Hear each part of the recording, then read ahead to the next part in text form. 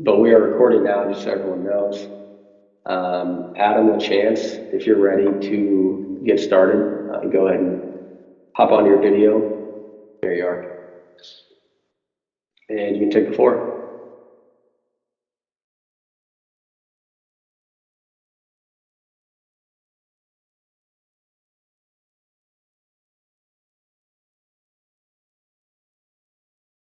We'll have to unmute you as well.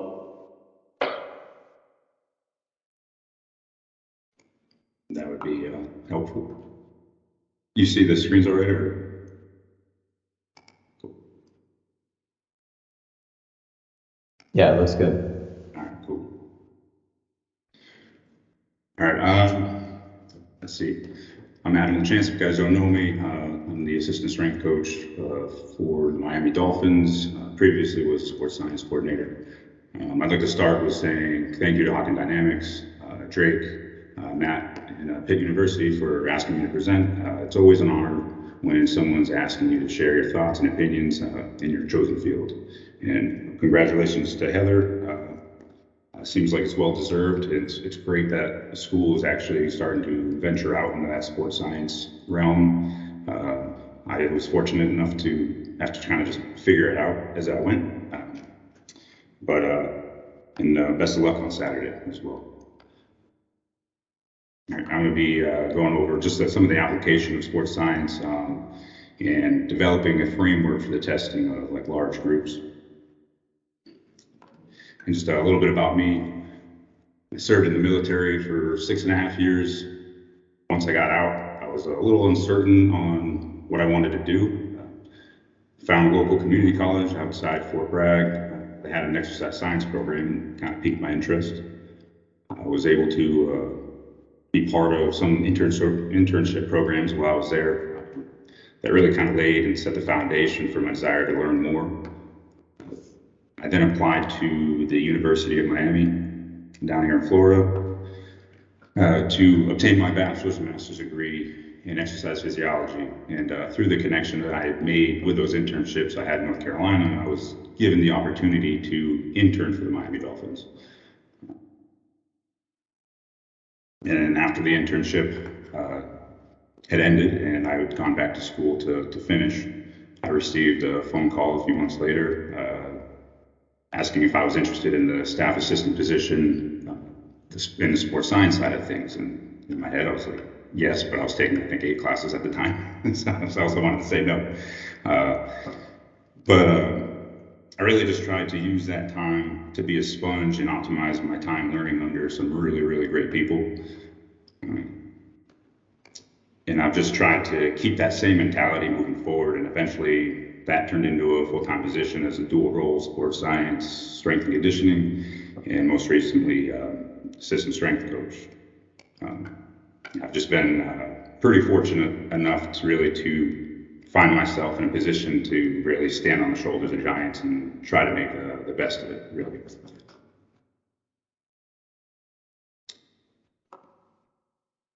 Skipped one. Yeah. So just going to discuss my approach in developing a framework for testing large group of athletes. I want people to keep in mind some of the information may be a little generalized, is more meant to be understood by all individuals, including that may not have the extensive experience in sports science or education. I wanted it to kind of appeal to all the masses. And so I've left even a little bit more of additional time on the back end during the Q&A period in order to answer any specific questions people may have about the content.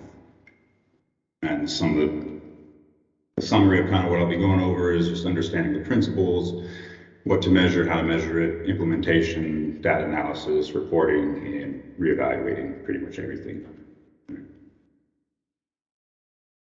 Understanding the principles, probably the most important step, as this allows you to be innovative in what and how you'll be acquiring and applying any testing and measurable content. Understanding the invisible science, right? Air quotes there. What's happening within the body from a physiological standpoint is important. But also understanding the principles and demands of the sport are equally important. I think having a good understanding of the why behind your craft and the technology out there. It will give you the ability to communicate better and more clearly. I think if you don't have a good understanding of something, and this goes for pretty much everything in life, it's likely you're going to be missing pieces of the puzzle.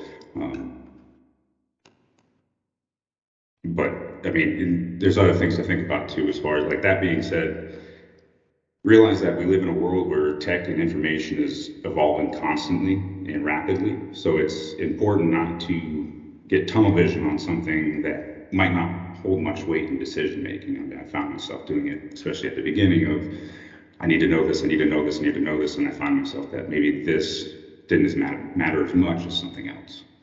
So it's just something to keep in mind as you move forward in your careers there. And what to measure and how to measure it.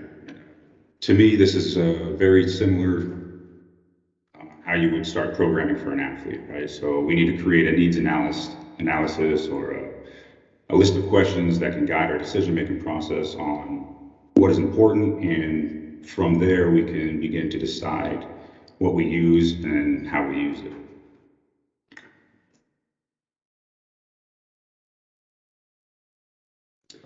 I always start with asking questions. I always try to gain as much context as possible.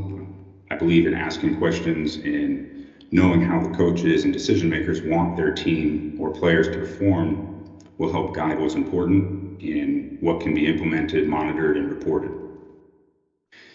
Now, depending on what your position is within your organization, it might dictate where your questions go and how they're answered. Ideally, you'd like to go to the top. That's not often always the case. If you're the head strength coach, athletic trainer, the director position, you'd likely have that access to the head coach. If not in one of those positions, you would likely have these conversations with those individuals that do have that access, and you would communicate that with them, right? And then just something to keep in mind too, just because I've seen it, it's important to find an appropriate way to have these conversations, right? And by appropriate, I mean, like, don't be overbearing. It's like, yes, your job is important, but so is everybody else's. So when you come off acting like yours is the most in the building, it doesn't get received well, right? So don't be overbearing. Just don't go running in the room, start firing off questions, and because you kind of lose a little bit of buy-in from the coaching staff that way, right, or other staff members. Just having simple conversations with coaches is a great way of collecting information on the needs of the team and the players, and this is also a great way to create a relationship for future conversations. It's basically, simply putting it, by asking questions, we can gain a better understanding on how to prepare our athletes for the tasks they will be asked to perform. And that's all we're really doing in this question phase. There's just different ways to go about it, and you just have to kind of know your audience and find which way is best for you. So what is fundamental for you to know? And I think this is going to basically dictate what sport you're in, what level you're at, but it all kind of relates back to knowing the principles of what we do, meaning areas that are likely fundamental to your methodology in the preparation of your athletes. So what's important for you to know that can facilitate their preparation? This is going to be kind of where the researching takes place. The conversations with other practitioners is extremely helpful, especially if you haven't had the education. It was great to hear that you guys at Pitt are starting that. I think that'll really kind of give individuals a step in the right direction. And then another thing to understand is there's some coaches, not all, whether it be a head or otherwise, may or may not care about some of these areas specifically. And maybe care is not the right word. It's not information they might need to know to get the end result. They may just care about the overall status of the player or the team. But also understanding that these are the areas of focus or the pieces of the puzzle that can inform you, the practitioner, the overall status of the player or the team, and now arming you with the ability to have conversations with coaches and players to provide any type of intervention if it's needed. And for me, these are just some of the fundamentals, the things that I would like to know in my setting. Some of the physiological demands and responses, being able to monitor those longitudinally, and as we go out throughout the beginning of the season, watch adaptations happen, try to monitor fatigue, things of that nature. And those are things that, the coaches don't need to know the nitty gritty of those things. They just might need to know, is he good or not to go. Adoption of technology. So once you've identified what you want to measure based on your needs analysis, you need to find what is available and what's appropriate for your needs. And this is, every year, this is becoming harder and harder to determine as weight room and sports technology becomes more and more available at an incredible rate. I mean, technology went from 0 to 60. We didn't have cell phones when I was in high school, and I'm 37, so I don't think I'm that old, but it's just, what I'm saying, there's a lot of stuff out there, but ultimately you need to find what works for you and your setting, right? And that goes for everywhere you go. And that I know what works for us here, and that may not even be the same from another organization or another team, even within the NFL. So I just kind of follow a few basic guidelines for adopting new technology, and I'm sure some of you have already heard these or follow the same. One of them is it reliable? And to me, this includes if you're using multiple units of the same device, you have to still think about the inter and intra unit reliability. Like, is each device telling me the same thing as the other? Is that one device in particular telling me the same thing as it did yesterday? Is it valid? I think people usually in education settings hit this one on the head pretty hard. But most companies out there, if it's validated, they're happy to show it to you. And if it's not, then they might not bring it up at all until you bring it up. So just something to be aware of there. Everybody's trying to sell their equipment or their product as soon as they can because they want to start making money, which I get, but just be smart about it. And is it usable? Meaning, is the device and data easy for the end user to operate and view? This stuff is complex enough as it is on its own. So try not to make it more complicated for you by getting a device that it's hard to function, hard to operate, hard to export data, hard to clean data, things like that. And then another one is it sensitive enough to detect meaningful change, right?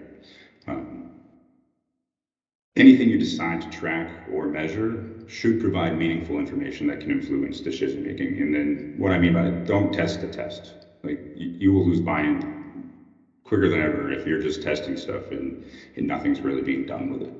And that goes around the whole building. You might lose it from the coaching staff and the players, and then you just become the least liked person in the building. So now that you have an idea of what you want to track, you just get to ask yourself, is it even feasible to do? And there's other factors such as budget, scheduling, time needed to perform, the frequency required to gain meaningful information from those devices. So what's your budget, right? If it's limited, use it wisely. Is the juice worth the squeeze? Can you just afford one thing, or can you afford a few other things? And that's going to be different everywhere you go, including team to team, even at the highest levels. All things you do should have the ability to provide meaningful information. I'll probably hit that a couple more times to go through. All this should be common sense. Right? However, I've come to realize that common sense isn't all that common anymore. So I think it's important to kind of just be aware and over-communicate things sometimes, even if you think, oh, they probably heard this before. I think it's important. And another one is, does it fit and flow within the schedule? Like, how long does it take to complete one assessment per player? So come training camp, we got 90 guys. If it's 1 minute per player to do an assessment, that's 90 minutes. I don't think I'll be able to get that time if I ask for it, just for one assessment. So just something to think about there. How long does it take to process the data? How long do you have before the results need to be reported? And like in our setting specifically, there's little time between meetings, practices, meals, etc. So be aware of cutting into individuals' personal time. If you're grabbing guys and he's got 5 minutes to grab a snack and go to the next meeting, or he's got to go to the restroom and he doesn't get, you're going to lose, he's going to avoid you every day of the week. So that too will affect buy-in. Frequency. When is it appropriate? Right. Daily, weekly, monthly, quarterly, yearly. This can all affect buy-in as well. If you're testing once a year and you're not getting anything from it, then what's the point? If you're doing it every day and they're still not getting much from it, then what's the point, right? So these are just all things that you need to consider when adopting new technology.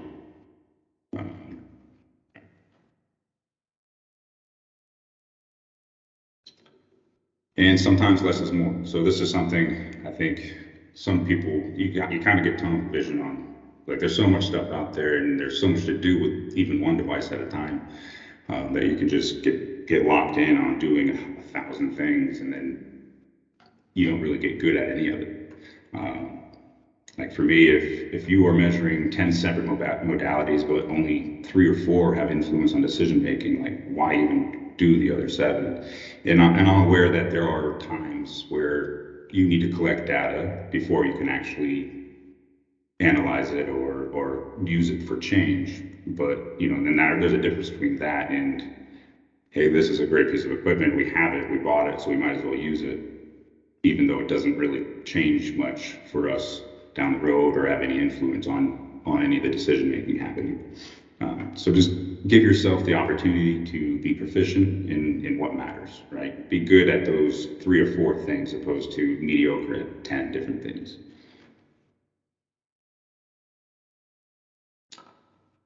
Implementation and buy-in. So the way you implement your testing and player tracking will influence buy-in greatly. So finding ways to implement assessments and player tracking into activities that they're already doing can really help this. Do your best not to create more work or make it seem like it's one more thing added to their schedule. At least in our setting, their schedule is pretty slam packed and it's all day. So if they have to do one more thing, they might try to avoid you or dip out before you can get to them. And this doesn't only help with player buy-in, it also helps with coaches buy-in as well, because if you're impeding in on somebody else's meeting time, well, then you become, again, the least favorite person in the building. So just be aware of that and find ways to make it fun and competitive. Like these guys are athletes, right? And I say guys because that's who we have in the building, but athletes are athletes and they thrive off competition. Right? This will also help increase the amount of effort exerted by the athlete, and it makes it fun. The use of leaderboards and instantaneous feedback can help with this. And you just think about this generation, or even my generation, like loves video games, right? The highest score wins. So like you can use stuff like that in your program or implementation to make it enjoyable and fun, where it's just not, oh, let's go in, lift weights, do whatever, do this test and assessment. They got kind of rolling their eyes because it's one more thing. We found that to be very helpful. And another big one is ensure that the players and coaches are getting feedback on what you're doing. If they're testing and they don't know why they're doing it or why it's important, you'll lose buy-in pretty quickly. And now that does say some guys might not really care about being educated on it, but that doesn't mean I'm not going to do it anyways. I'll let them make that decision. I'm still going to do my part and inform them of why we're doing it and why it's important. Because I think that's important. I think it's important that they know why they're doing it and they get that feedback and try to get them to take kind of ownership in their readiness. Data analysis and interpretation. So just like the tech you're using to collect the data, there's a lot of options as far as data analysis. You have Excel, you have Tableau, Power BI, and all these other platforms. finding a way to consolidate your data, whichever way it is, into a location such as athlete management system or a data hub will dramatically help streamline the data collection, utilization, and interpretation process. So specifically in settings like this where the teams or groups are so large, right, anywhere between 50 and 90 guys at a time. And I even know college settings, you guys got 110 guys, like pretty much year round. And because we work with such large groups, I found it beneficial to build flagging and alert systems. And this could range from team flags, position flags, player flags within the position groups. And really what this does is it kind of helps narrow the area of focus on the individuals that need it the most, specifically when you start applying context to that information. Applying flags and alerts that require multiple conditions in order for it to be considered a flag can narrow it even further. Ultimately, these flags or alerts allows us to kind of dig a little bit deeper into the why behind what's causing the flag in the first place, and ultimately leads to a conversation to gain further context. And then from these findings, we can have an appropriate plan of action for either intervention or whatever, and have those communications with the coaching staff or the position coaches or the player himself. And it doesn't need to be fancy. Here I got an example of a flagging system I use for counter movement jumps. This is just a visualization tool to give me a quick insight on player counter movement performance. I'll look at it from a weekly and all-time comparison standpoint. So we'll do it once a week, and when we can. Obviously, we'd like to do it more, but again, when you apply the context and logistics to things, that's what we got. And what it does is kind of potentially, for an example, it gives me, if a player may have a reduction in output versus their all-time comparison, but they may have an increase from the previous week. And for me, this could indicate that if we applied an intervention that previous week to maybe monitor their training load or modify it or reduce it, that we applied is having a positive effect. So if I see that he's up from last week, his performance output is better, but he's still down, okay, he's getting better, but he still needs to be monitored until we get him back to baseline, or if he starts communicating a little bit more of like, I'm feeling good, I'm better, or whatever it is. Again, all these things do is just leads to digging a little bit deeper, asking more questions to find the right solution. Reporting and communication. Right. Nothing else matters like at all if you don't communicate or give the message in a way where it's misunderstood or not understood at all. And half the time they won't tell you if they don't. They'll be like, yeah, I got it. And you can kind of look at their face and say, you don't got it. And that's when you kind of have to go back, and I've done it a number of times myself, where okay, I got to find a different way of doing this.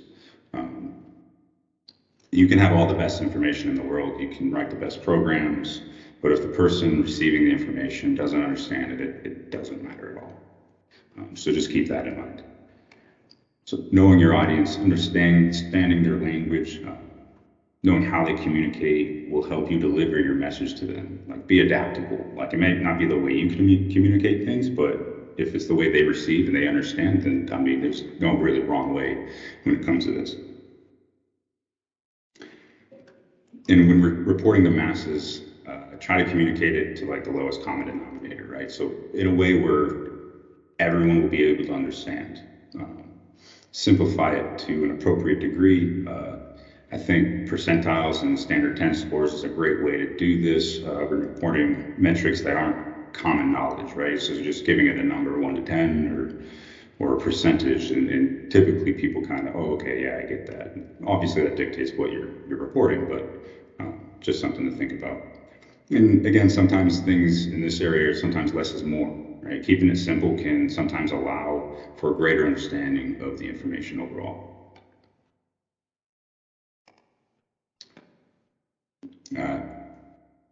Let's see, this is an example of one of our quarterly conditioning reports.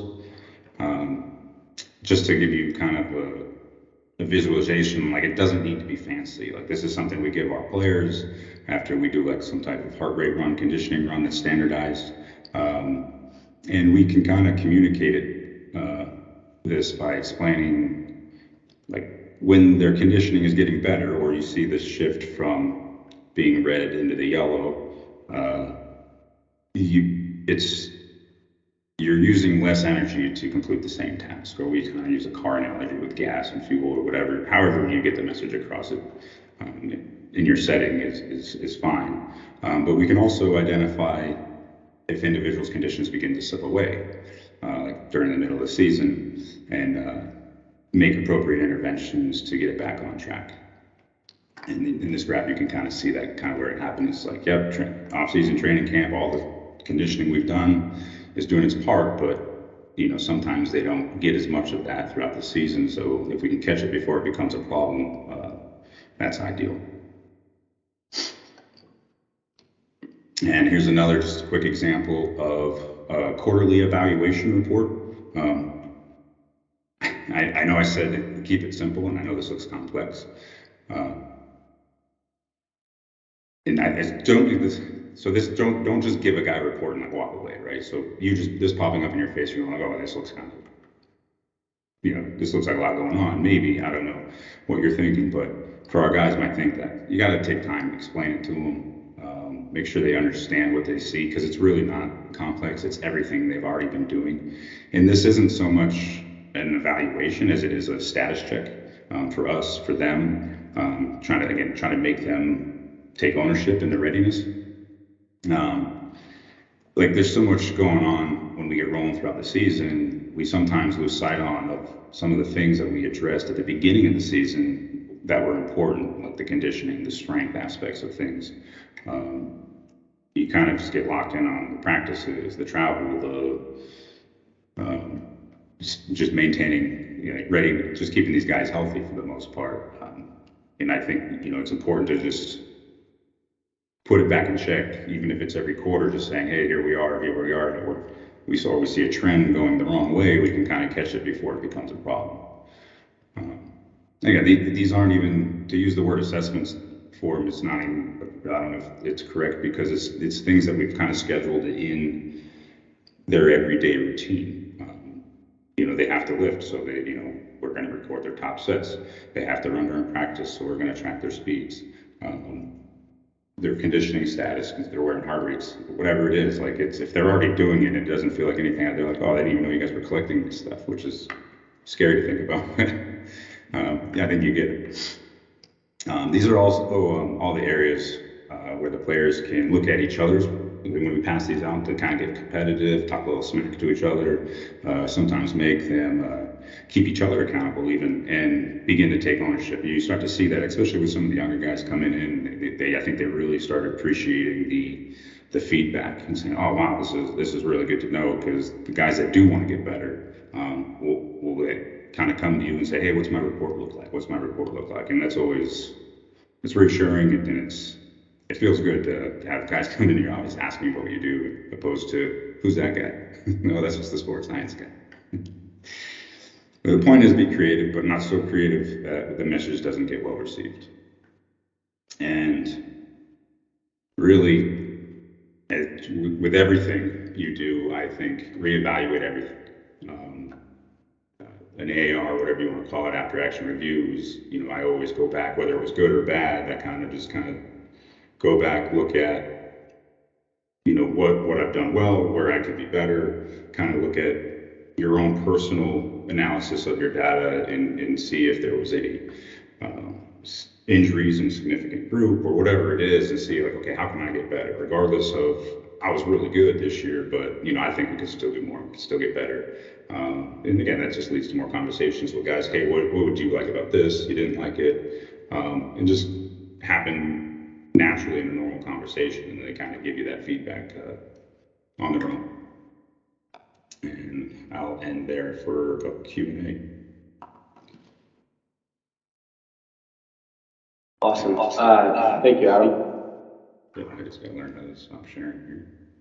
So, If you guys have questions, you go ahead and throw them in the chat, and then we'll kind of filter those to Adam here for the next 10 to 15 minutes before Adam Virgil comes on.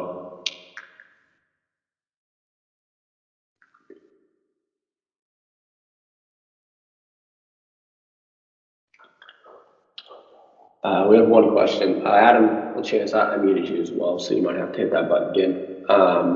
But Mike in the chat said you sort of touched on this with the use of weekly CMJ testing, but have you used any objective measures, i.e. Depth of the jump, counter movement, depth, as part of that daily readiness score to assess neuromuscular fatigue prior to training and practice? I think the question really is do you use any other metrics outside of maybe just jump height or power or something to kind of help answer that question of where the athlete is at on this day or this week or point in time? I look at a handful of metrics really, because I try to find a metric that from each phase of the jump and making sure it's if it's force related, obviously looking at time related components as well. I found a lot of use out of the eccentric duration, obviously modified RSI, and even takeoff velocity. We kind of ran some of our own correlations with our volume and intensity scores that we have during practice, just to kind of see what paints a picture for us. So for me, I'll put several things on there that I think are important. If one flag, sure. Two flags, okay, maybe, depending on what that metric is. Depth of the jump is definitely a component for me for looking at jump strategy.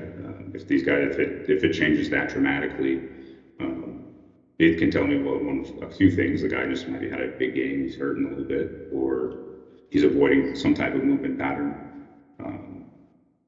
There's so much to it.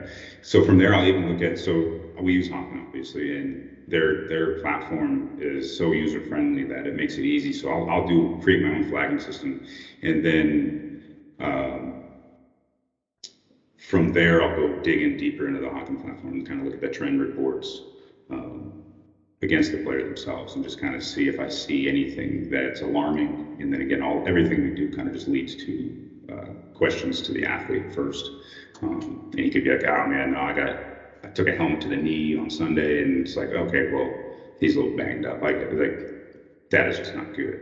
I'm not so much concerned about him from an injury standpoint, unless it's something significant, obviously. But if that's all it is, and I don't know if that answered your question directly, but I do look at multiple metrics to try to just get a big picture, if that makes sense. It's a puzzle to me. You put the pieces together, and if it makes a picture, then you can kind of go from there.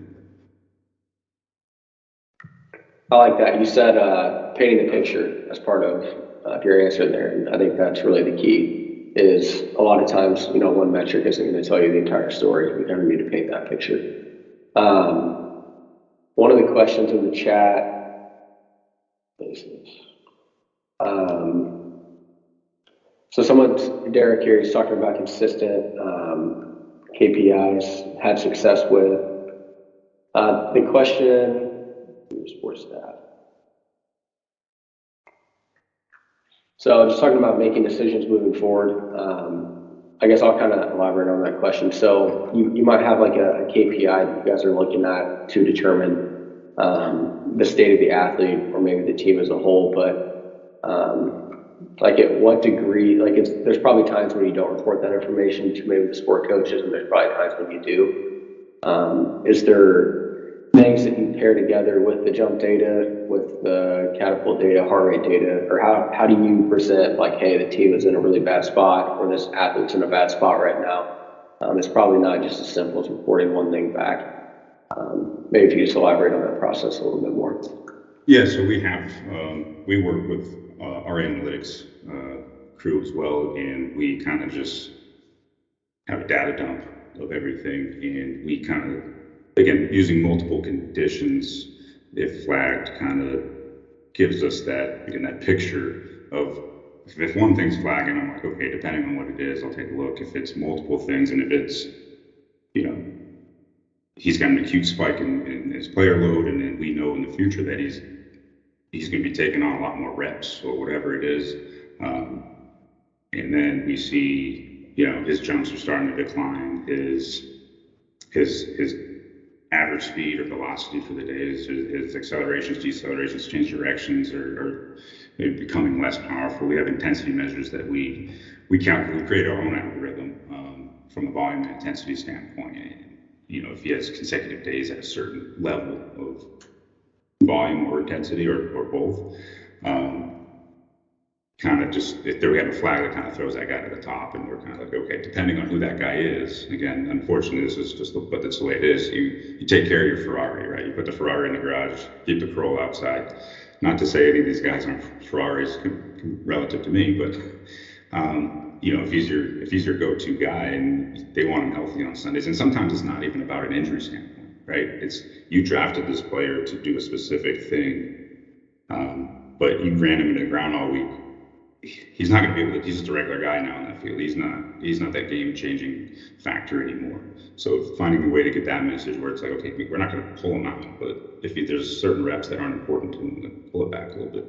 Maybe he doesn't need to do that. Just find different ways to navigate that. I don't know if that answered your question, but might have got off topic there. Yeah, and I was trying to kind of combine a few of these questions into one, so I think that did hit on a few of them. One of these questions here talks about a change in staff, and with that change in staff, obviously some coaches will buy into what you're doing maybe a little bit more than others. So have you had to navigate working with different staffs, and what you report to those staffs? Does it change when new people come in or go out? It can. I've had the luxury of being able to hold this position through a few staff changes. So I think it's important that you kind of present what you have and kind of how you've been presenting it to the previous staff, and then kind of go from there. If they're like, no, I don't like that, or I want this, or again, we've had the luxury of not really having to change much.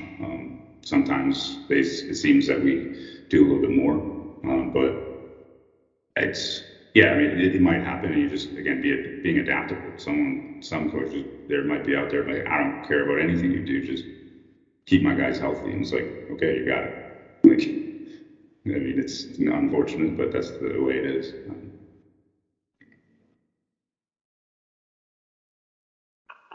Awesome. Matt, did you want to ask any questions from this chat, or maybe any ones that you have as well? Yeah, Adam, I really like your presentation. And I think one of the things you highlighted on is just, you know, the intricacies of working within your sport and with the individuals you're working with and the coaches. And so sometimes we'll see in like research studies come across, and it's like, hey, it's optimal to jump test your guys 5 days a week if you want to see like, you know, like any variability or kind of, you know, get into that. But then you get into like the real world of sports where it's like, you know, we have professional athletes, you have games, you have, you know, all these other factors, time, commitments, you know, desire to participate. So, you know, I guess maybe talk a little bit about how you balance those, where it's like, yeah, it would be great to have 5 days worth of data on a team or individual, but you might not always get that. And I think most people would experience the same thing in college athletics, professional athletics. You might not have that opportunity to jump them 5-6 days a week, right? Like, how do you kind of balance those things, you know, in a setting like you're in? Yeah, it is tough, and it's trial and error, really, for the most part. That's unfortunately, that's the whole nature of our job as it is. Yeah. And research is great because it does, you reading the papers, kind of getting the understanding of, again, those principles and the fundamentals of what you're doing, and then you can kind of manipulate that in a way that works for you. So for me, I do read the research, even though there's not a whole lot of NFL. There's a reason why, because it's so all over the place. It's hard to get good, clean data from guys that you might be here for 3 weeks and get let go, or get injured and then come back, or And they don't have to comply to the testing, and that's the other big component. So they just might say, no, I don't want to do it. And you're like, okay. But we don't have many of those, so we're lucky on that side. But I think taking the research, using it as like a foundation or like putting it as a toolbox to kind of pick from is like, okay, well, they said this works, and maybe we can kind of use that and manipulate it a different way to work for us. And again, you still do your due diligence and try to see if they're running the correlations and see if it is actually telling you what it's supposed to be telling you. And that's what we do kind of on the off season. It's like, okay, well, I have all this data. This is how we were using it. Is there other ways can I use it? Is there more that I can do with it than just the way I was? So that's kind of we're fortunate enough to have that off season to kind of sit here, stare at the computer, and just have that conversation amongst the staff and spit ideas and talk with people like yourself or Drake or whoever else, just to kind of gain some type of outside input, because there's 1,000 ways to skin a cat, and everybody's happy. And I accept all of it. So people got ideas by all means. Yeah, for sure. You know what, and Adam, I like that. I like your answer there. Just because a research study may have come out and it says it's ideal to jump them 5 times, and you can't maybe necessarily jump them 5 times. And I'm just throwing this out there. Maybe you can. It doesn't mean you're not doing it, right? You're still doing it as best as you can. And like you were saying before, it helps paint that picture. And so you have a few jumps a week, and those are your key moments, and it's a pixel in the picture of your greater coaching world. It sounds like you use that as part of a lot of other metrics, just how the guy's feeling that day, other playing metrics, how they're looking in the room, coaches' feedback to kind of paint that whole picture like you're saying. And so it might not be ideal, but it's important, like you're saying, to still collect it and then go back on it and look through it. So that makes complete sense. I appreciate that. Absolutely. Awesome. Yeah, I think I was writing some notes down here for the presentation. The AAR, I'll definitely be stealing that. The after action review, just auditing. Yeah, I figured it was, but I like that. Just auditing your body of work or what you've done for the last season or training phase. So thank you, Adam. Adam, is there any way people could reach you or follow you on any sort of platforms, or do you have anything like that? Maybe LinkedIn might be the best way. I have LinkedIn. I'm not on there all the time. You'll probably find me on other social media devices, but I don't even know the logins for those, so don't expect me to respond on those ones. But I have a LinkedIn, and I try to, if people ask questions, I do try to answer them. Just if I don't think it's because I'm just snub-nosing you or anything like that. There's a lot going on, a little busy. So I'll try to get to it when I can. But I'm happy to talk shop, answer questions when I have the time. Got it. So LinkedIn, if anything, definitely not the other social platforms, because we won't hear anything back. But awesome. Thank you very much. And at this point, we'll kind of switch gears to Adam Virgil. Adam, if you're on, go ahead and start sharing your video. Can you hear me? Can you see me? Gotcha. All right. Let me see if I can get this. All right. Awesome. And just for the attendees as well, if you guys have questions, try to just wait until the end, and we'll do the same thing. We'll read them off to Adam here at the end. So the floor is yours, Adam. Thanks, Drake, and thanks University of Pittsburgh and NSCA and everybody and all of you guys for being here, and girls, of course. It's an honor to be here and discuss some things with you guys. I don't really have a theme of my talk. I'm going to go over my background a little bit, pretty in depth, and then going to go through an in depth also sports science application example, which is meant to kind of spur creativity in you and how you might think about evaluating information that you have. So I'm going to go way back. I don't think I've ever really talked about this publicly, but people always ask me how I got to where I am. So I'm going to start like kind of way back in Lexington High School, which is in Lexington, Massachusetts. That's where I went to school. Probably similar to a lot of you, I played a bunch of sports. I played basketball, American football, and lacrosse. And I was really lucky to have got a position in a recreation center, a nonprofit recreation center, where I was a weight room attendant on days I didn't have practice. I was there for 3 hours or so after school. And that was awesome because I had to make sure the weight room was clean, which took like 10 minutes. And then I could just lift the rest of the time. And there were the facilities in Lexington in regards to like strength conditioning and gyms, like they weren't great. So all my friends, all the athletes, they all went to this recreation center. So I got to see what everyone was doing, and I lifted 2 or 3 times within those 3 hours with all my groups of friends, and I could see how how different styles of lifting and change different people's bodies differently, and how it resulted in performance differences on the field and court, and that got me really excited. That's where my passion started brewing.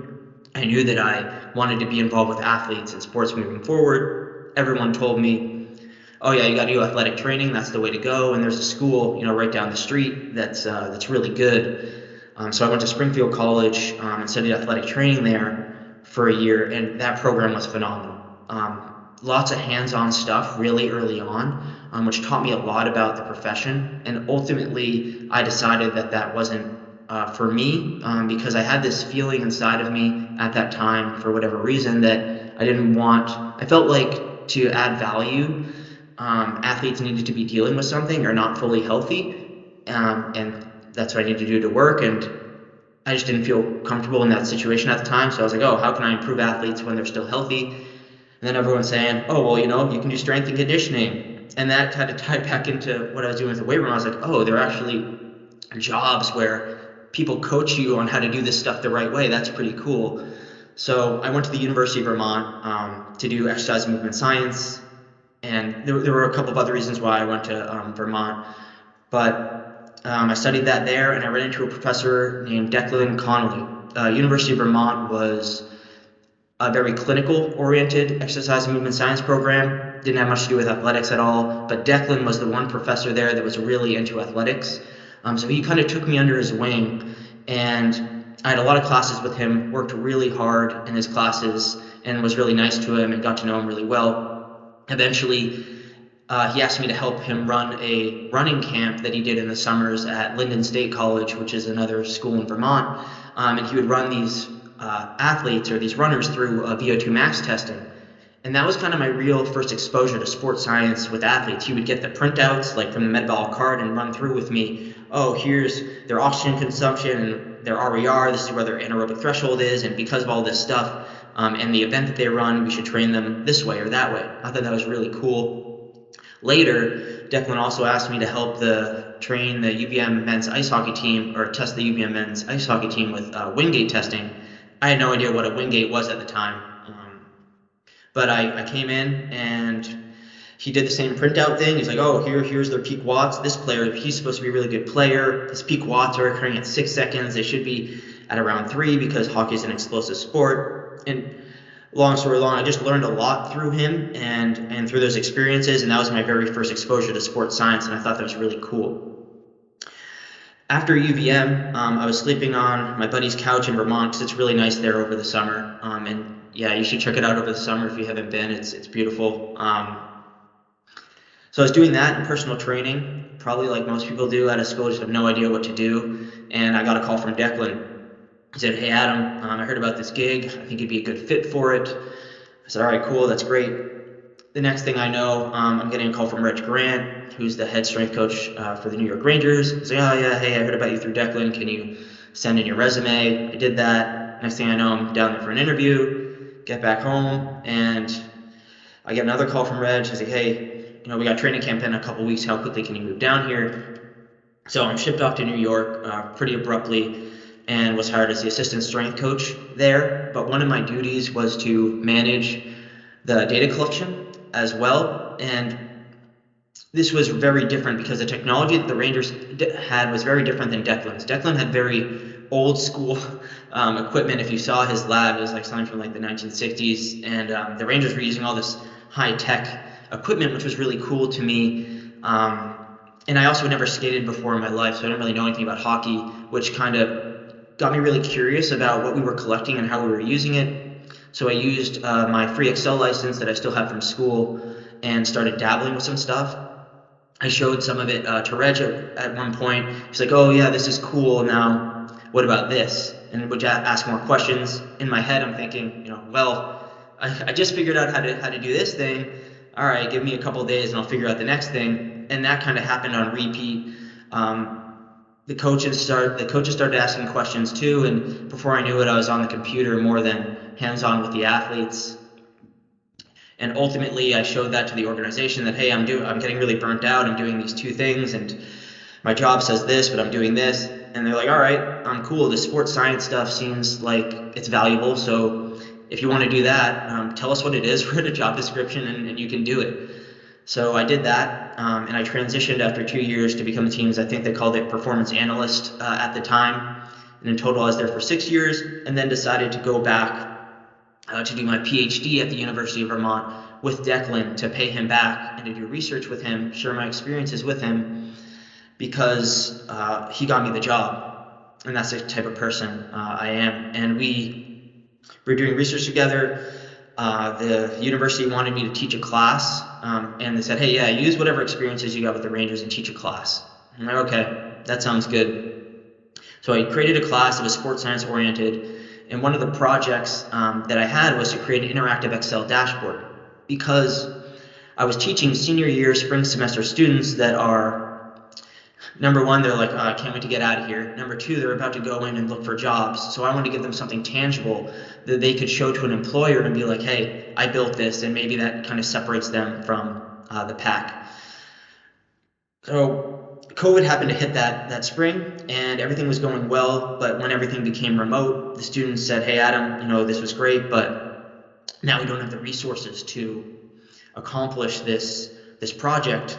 Can you shoot videos of yourself doing it and share them with us? Like, all right, sure. Like, where do you want me to put the videos? And they said, on the YouTube. So I did that, and eventually I got really proud of one of my students in something that they did, and I shared a video on social media, and it got a response that I wasn't expecting. There were questions coming from everywhere. Oh, how do you do this in Excel? How do you do that in Excel?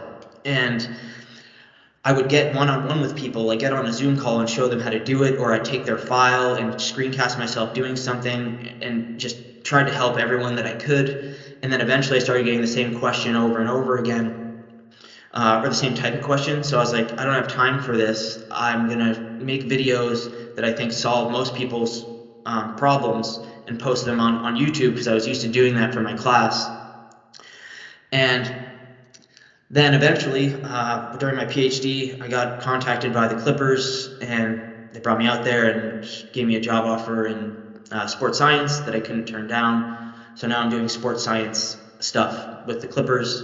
But the reason why I went through that whole thing is because I want to touch on a couple of key points for the people that are in school and up-and-coming professionals that I think were important. Like, if I go all the way back to Lexington High School, I recognized a passion, and I followed that passion. I was like, okay, I know kind of what I want to do. And then when I went to Springfield, I got my hands dirty right away. Not through my own, nothing I did on my own, but because the program was so good and so hands-on. And I think getting your hands dirty really early on is a really good way to figure out what you want to do, because I figured out what I liked and what I didn't like about the athletic training environment, which then kind of narrowed my scope and led me to the strength and conditioning path. And then at the University of Vermont, when I was there, I worked really hard and was a nice person, and I cared a lot. I think that ended up resulting in Declan pulling my name out of the hat for the Rangers job. When I was with the Rangers, I got curious about something, and I followed my curiosity. I thought that was really important, because I think that essentially created the job that I was in next. And then when I went back to the University of Vermont for my PhD, I had never had really social media before that, and I shared something on social media, and that spiraled into a whirlwind of opportunity that ultimately resulted in me getting a job with the Clippers. So I just want to kind of touch on those key points with, finding a passion, getting your hands dirty early, being a nice person and working hard, following your curiosity, and sharing stuff. And yeah, that's kind of my story. I hope that was helpful for some of you out there. I want to transition quickly to communication and kind of tying back into what I just said. I was told that this would be a lot of students and a lot of up-and-coming professionals, which is why I chose to go that in depth with my intro. And in sports science or anything that you're doing, it's really important to know who you're communicating with so that you can present information that fits within their mental model. I'm kind of generalizing here with, all right, we got a coach, we got general management, players, colleagues, and each of them individually, not as a cohort, but individually, they're going to think differently about things and learn in different ways. That's probably one of the reasons why external cueing is important in coaching, right? You say, oh, just jump as high as you can, and they execute properly. When you say, oh yeah, move your humerus and the frontal plane, they have no idea what you're talking about. So I think that communicating is really important to get a response that you're looking for. Some things to consider is, does the person like paper or conversation? Do they like line charts? Do they like tables? And the only way that you understand this, as well as the lingo and terminology that you should use, is through interacting with people and having relationships with people. So that's really important. An example for me, I had a coach with the Rangers. He wouldn't read any pieces of paper that I put on his desk. And before practice every day, the coaches would have a meeting in this room. They'd plan the practice and then go out to practice. Now, coaches are really busy. This coach didn't have time for really anyone. He's always meeting with a player, reviewing film, or meeting with other coaches. So what I would do is I'd stand outside his office, between his office and the meeting room, sometimes for 10 minutes, sometimes for a half hour, it didn't really matter, to wait for him to transition from his office to the meeting room. And I would grab him just for a couple seconds and be like, if there was data that I felt was important going into this practice, and be like, hey, this is what I'm seeing, these are the things, and there's hope that he would use that information in the coaches meeting that was upcoming to tailor practice if it made sense. So long story long, just understand who you're communicating with so that you can communicate appropriately in a way that they understand. Now we're kind of getting into the example or the deep dive. And one of our goals with the Rangers was to consider other things that we believe led to fatigue in addition to just training load, in an attempt to communicate effectively with the coaching staff in regards to the entirety of our schedule, as opposed to, oh, we just did this in practice, or oh, our game loads were this. We want to be like, okay, yeah, well, we compromised sleep opportunity here, plus we had travel, plus our practice was this, and present it in a way that made sense. And this is on the left-hand side, you're just seeing a paper called The Worn Out Athlete, A Clinical Approach to Chronic Fatigue in Athletes. And it just outlines a couple of things that are believed to contribute to chronic fatigue, including insufficient sleep, travel across time zones, the training, and nutrition. But we wanted to collect information that had little to no burden on the athletes just by looking at our schedule, so that we could generally project what was going on. And nutrition was kind of too hard to do, so we just did sleep and travel and training. So what we would do is when the schedule comes out, we know when we play the games. This is a lot of information on this page, and you don't have to worry about any of it really. Just know that there are games and practices and travel. So we have games, and we know when those are. We know when we travel, and what we would do is we would project when we would practice and what those practices would be like, so that we could gain a comprehensive picture of what was going on with aggregated loads and aggregated stresses.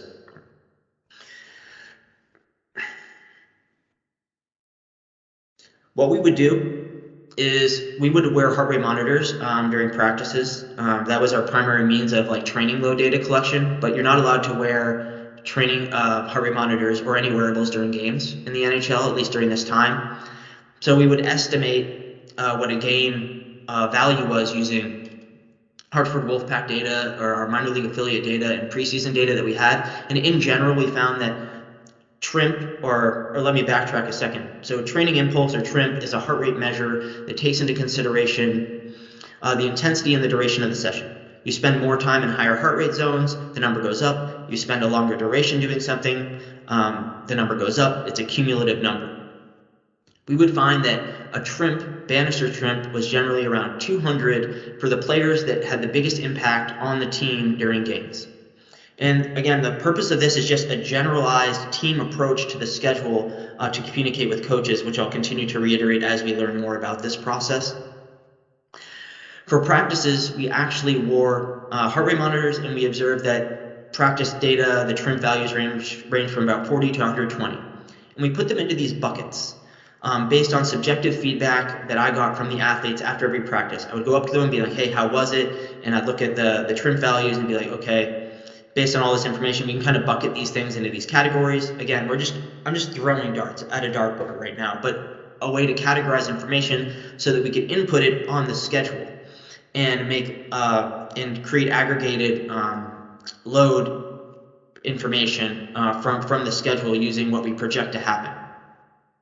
So you see very light morning skate, light, moderate, hard, very hard. If we go back to the schedule, on the practice day on the 4th, we might say, oh, we think that's going to be a very light practice, which would then get a value of a 40.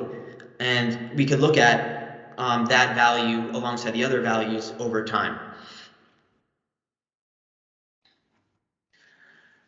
Okay, so we got the game stuff and the practice stuff using heart rate.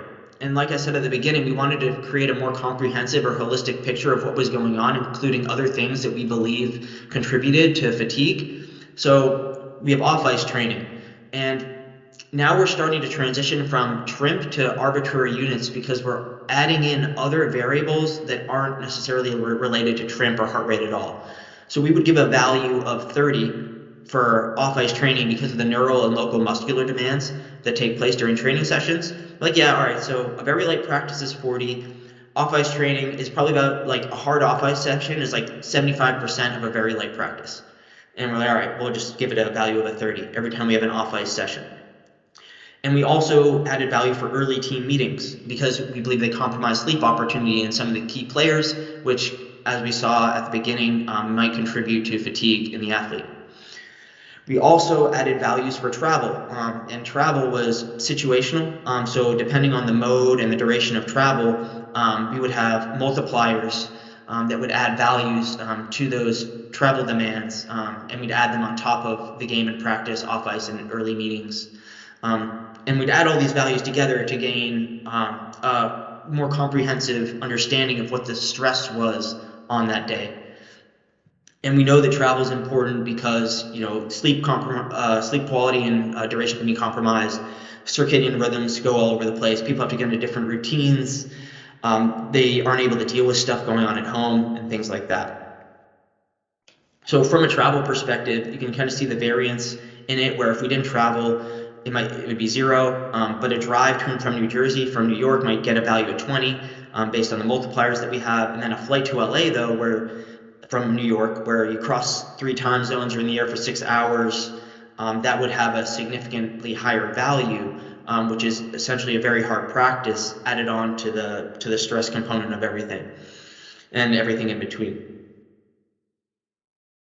All right, so hopefully this is where it starts to make a little bit of sense. I know a lot of the stuff before was a little bit complicated. What we see here on the left-hand side is a stacked bar chart of all of the stressors that we just identified on a given day. But I want to start from the top down because that's what's going to be on the next slide so that you can interpret what's going on. The first thing that we have is a date. 11-13 is the date. Then we have the day's events, which is GTME, which just stands for game, travel, and early meetings.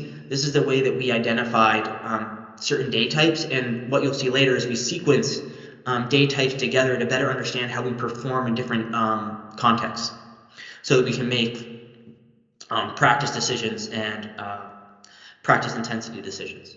Next thing that we have is opponent, which is EDM, stands for Edmonton, because we think that the quality of the opponent is important when making day-to-day decisions. There might be certain technical, tactical things that the coaches need to do, or we might have to win or not have to win in a certain instance.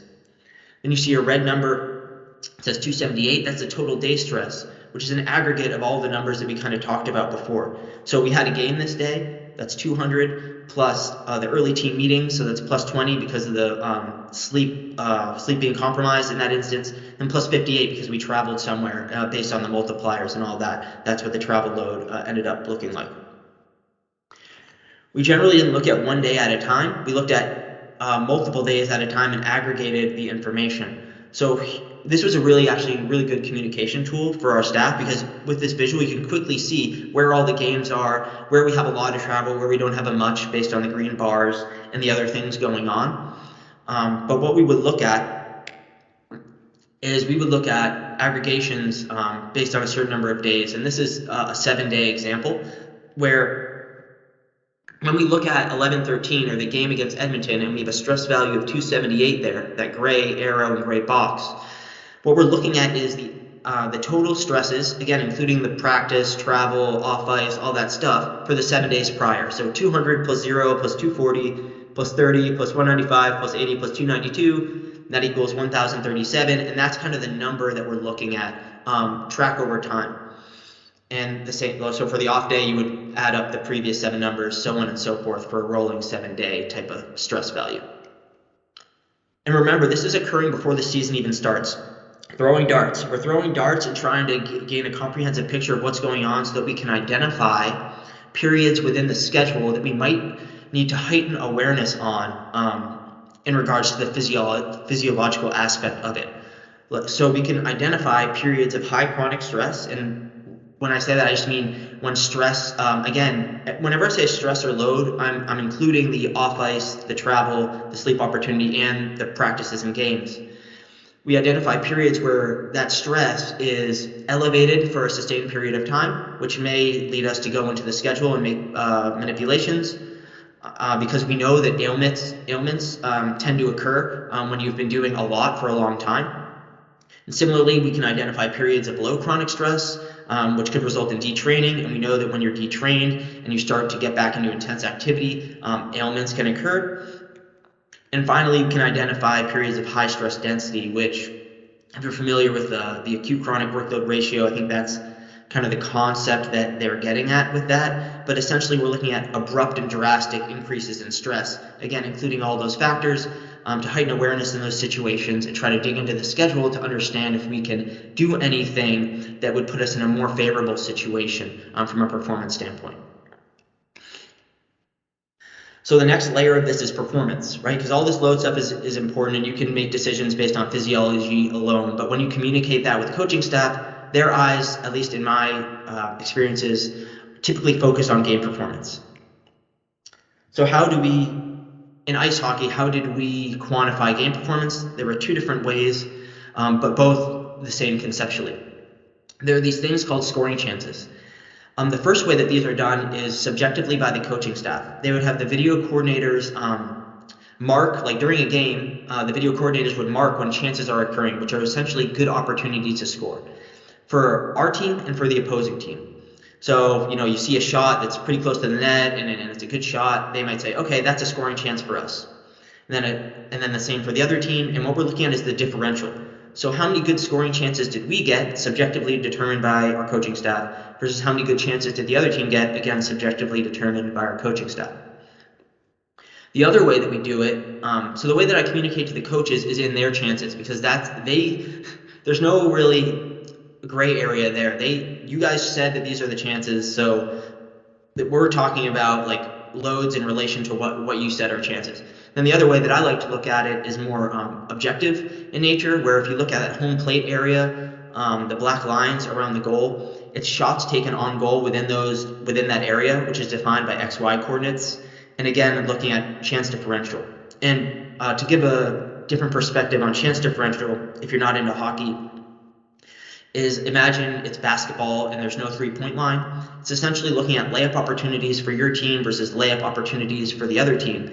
And we wanted a process-driven approach. So if you got more layup opportunities than the other team, you probably had a better opportunity to win, and you did things better from a process-driven perspective than the other team.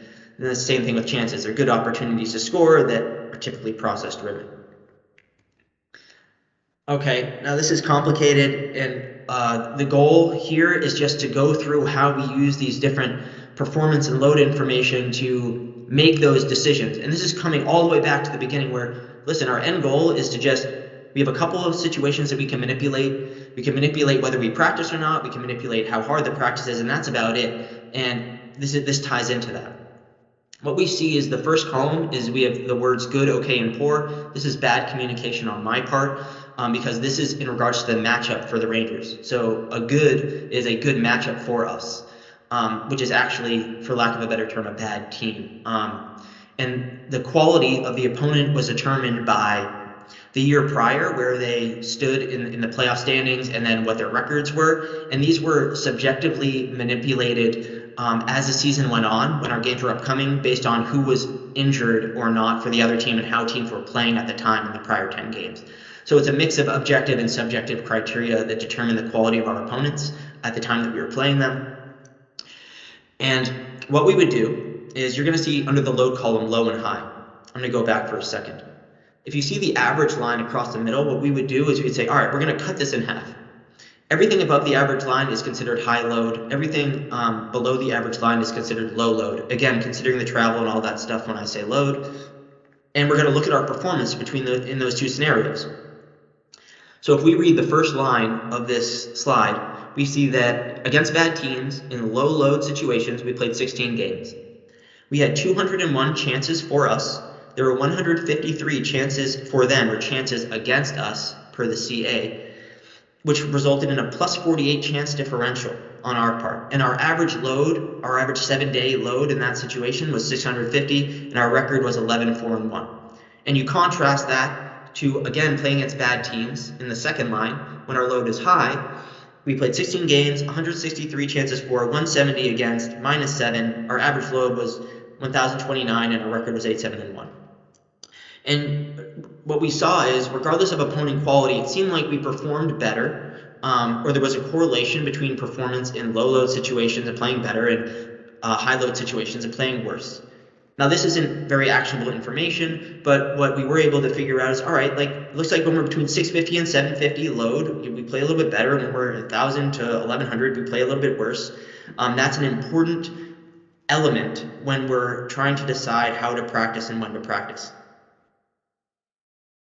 And now we're going to get deeper into the schedule. So we identified high load, low load situations and performance, but what it comes down to is you have a couple of opportunities to make a decision, like I was saying before. And what we did is we created 3-day scenarios within the schedule. Every game was part of a 3-day scenario, and there was an opportunity to change something in that scenario.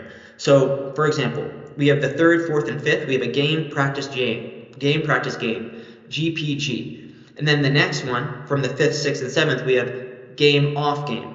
Now, we can compare those two scenarios and be like, okay, how do we perform when we have a practice in between games versus when we have an off day in between games? And when I say how we perform, I'm talking about how we perform in the final game of that 3-day sequence. So in the GPG, it would be how we perform at Dallas or at Dow when we practiced. And the second one is how do we perform at DET or at Detroit when it was an off day. These are just injury anecdotes with load stuff. I'm not going to go through that. But here are all the scenarios that we identified on the left-hand side. Off practice game, practice game.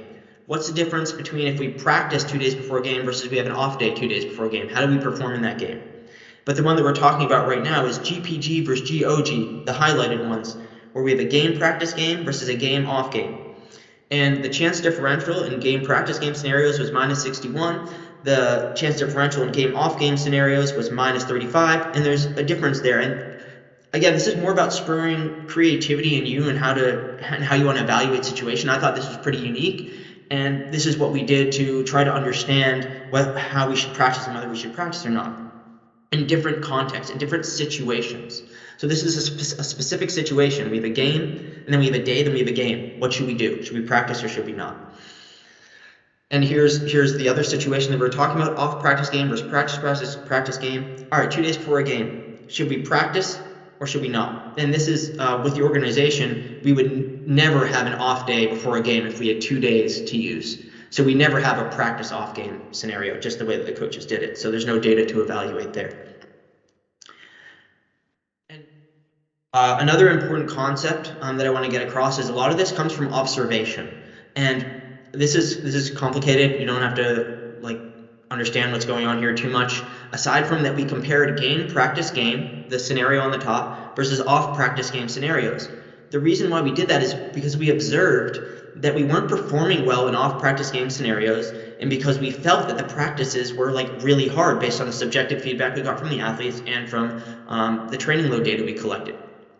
And we noticed that in game practice game scenarios, the practices weren't as hard because probably when I think about it, the sentiment being from a coach's perspective, we just had a game yesterday, and now we have a practice, and then we have another game, so let's just practice light because we had a game yesterday.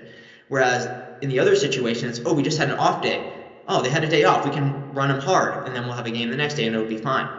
And what we noticed is that the performances were a little bit different between those scenarios, and we confirmed what we saw, where the TRIMP, or the training impulse values, during off-practice game scenarios during that practice were nearly 50% higher than when we had the game practice game scenario.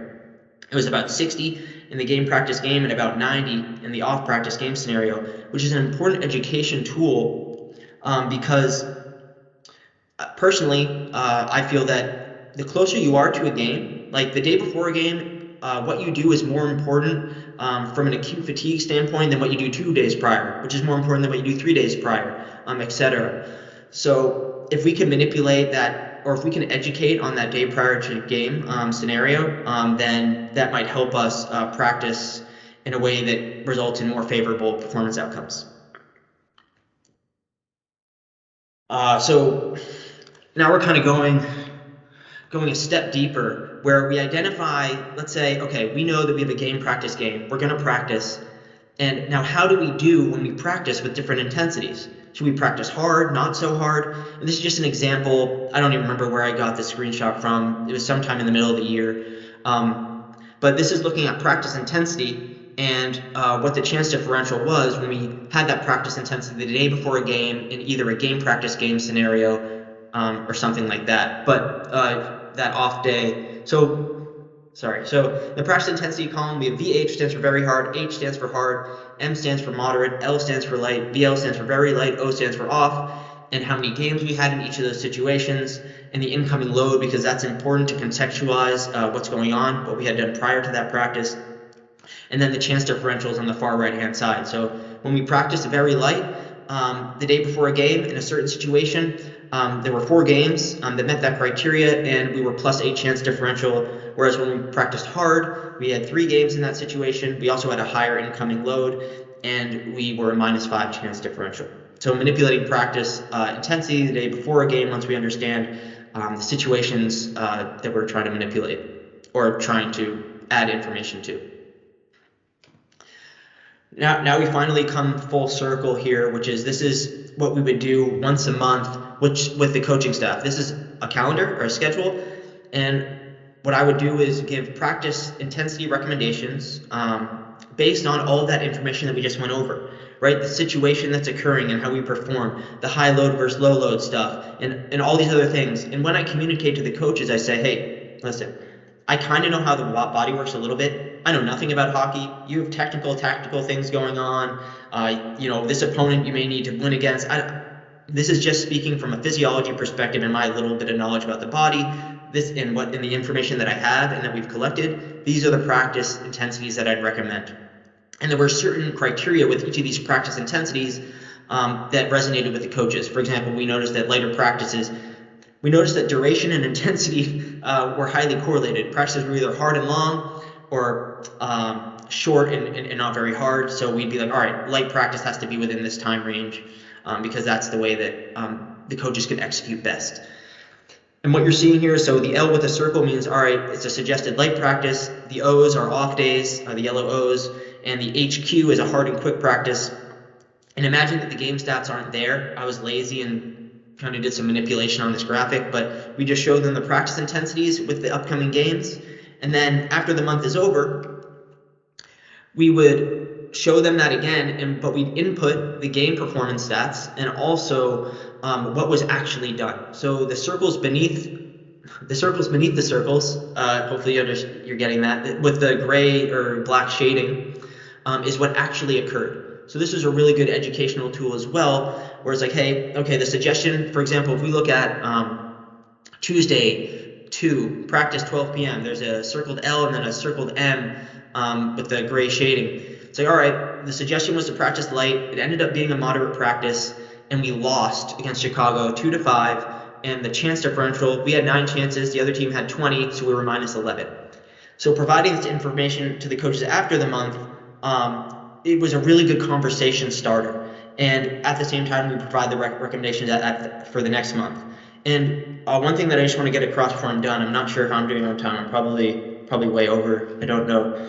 But one of the things that we wanted to accomplish is generate heightened awareness and have really intelligent conversations where we could work together collectively to use our expertise to generate a plan that puts our team in a situation to succeed more often than not. And I don't know, I guess another layer into this, I'll talk briefly on this, is that you can also dig in, or we would also dig into what practices actually look like. And because we have what games look like, you can show a coach what a player's game looks like and then what the practice looks like, and be like, hey, this is what we're doing in practice and this is how it compares to what a game looks like. I would sit by the ice, freezing cold, until we made a renovation, and then a coach's office had a window that could see the entire ice, and I could sit in there and be warm. But for a while, it was really cold out there. I would record the start time and the end time of each drill, and then record the time in between drills, and we kind of mock up the heart rate curve like this to look at the physiological demands for each drill and the entire practice, and we could show as an education tool the drills when they were not very much so aligned with what games looked like, and that was very good for us as well. The last thing that I want to touch on, which is unrelated to anything, like I said at the beginning, I don't have a theme to this talk. I'm just talking about stuff. Is participation. I think this is really important because this is the base layer of everything. Like I see a lot of people starting to implement technology and other advanced tactics without collecting what people are doing on a day-to-day basis. And this has probably been, in my environment out, the most helpful thing that we've done is just collect what people are participating in. We can quickly identify their last day off on an individual basis, when the last time they got treated was, or X, Y, or Z, which is beneficial in itself. But then we can also, when you use technology, there are errors.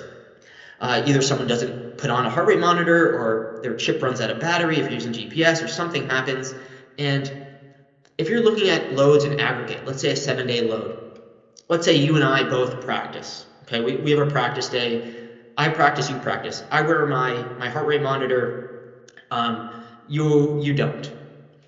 We went through the exact same thing. I have a load because my heart rate monitor picked up data. You do not. You have a 0. And if you're not able to impute that information or simulate that information, then your load, your 7-day load, is going to look way lower than mine. And we did the same stuff. You just happen to not wear your heart rate monitor, when in actuality, the stresses that we went through were relatively similar. And the only way that you can do that automatically or consistently in a streamlined way is to understand which people participated in events and which ones didn't. So I think that's really important for that reason as well. And I'm kind of going to skip over the rest of the stuff and go to questions. I feel that I'm over time, but I don't know. So thank you guys, and that's a picture of Declan up there. I didn't get to this earlier, but one of the reasons why I also was open to going to the Clippers was because Declan unfortunately passed away during my tenure with the PhD, which kind of opened that door a little bit. So everything that I do now is I'm always thinking about him and doing it for him. And yeah, so give me any questions you got. I'm happy to answer whatever you have. Oh, that was great, Adam. Thank you for that. And we'll kind of take questions as they come into the chat right now.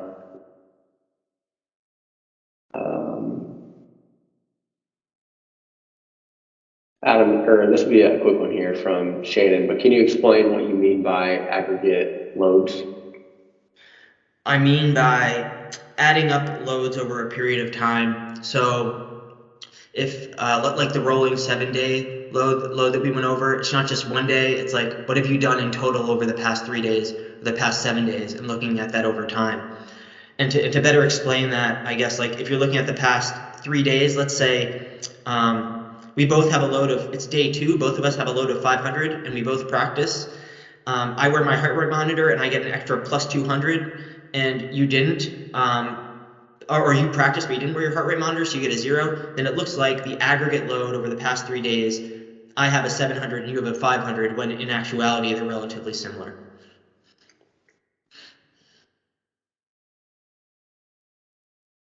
Makes sense.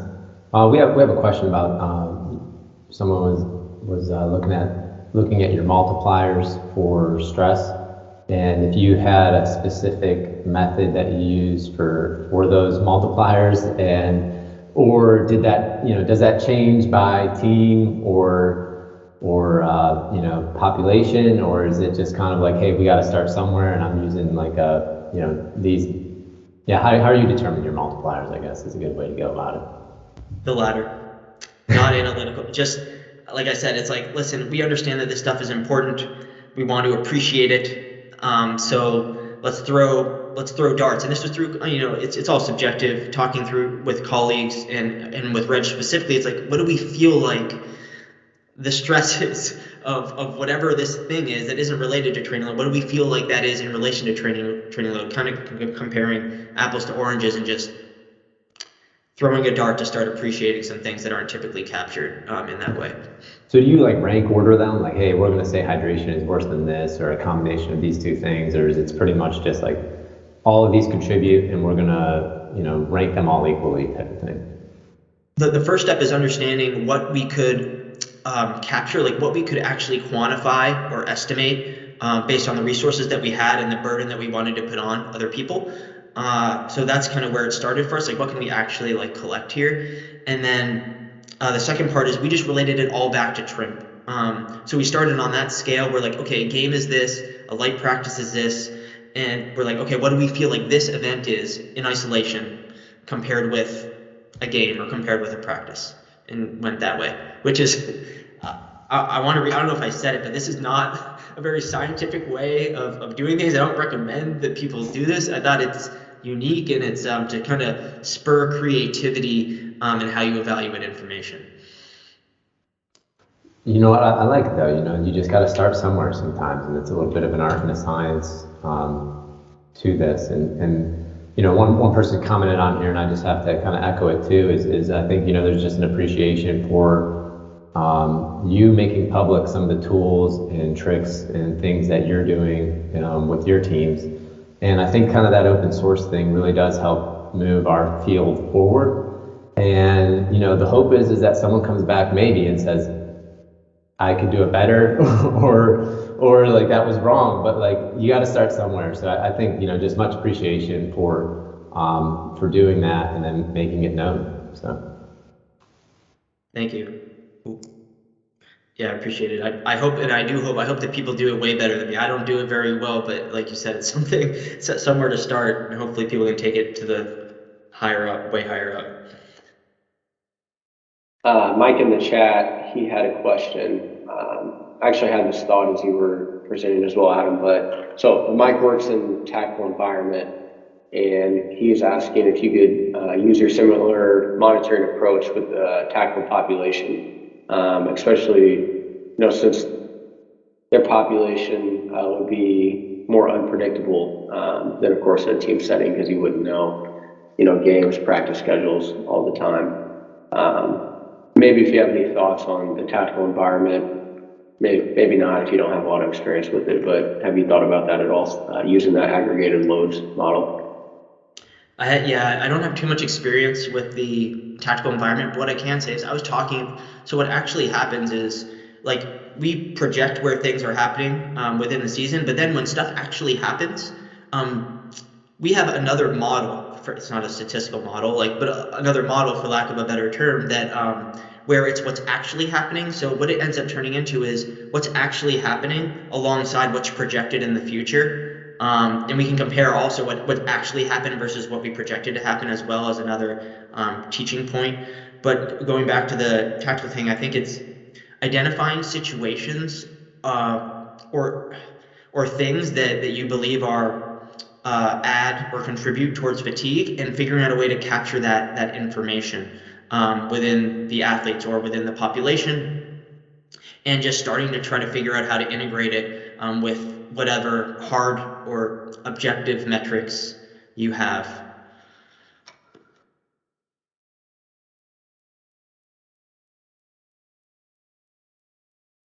I think that's a great way to go about it there, like you were saying.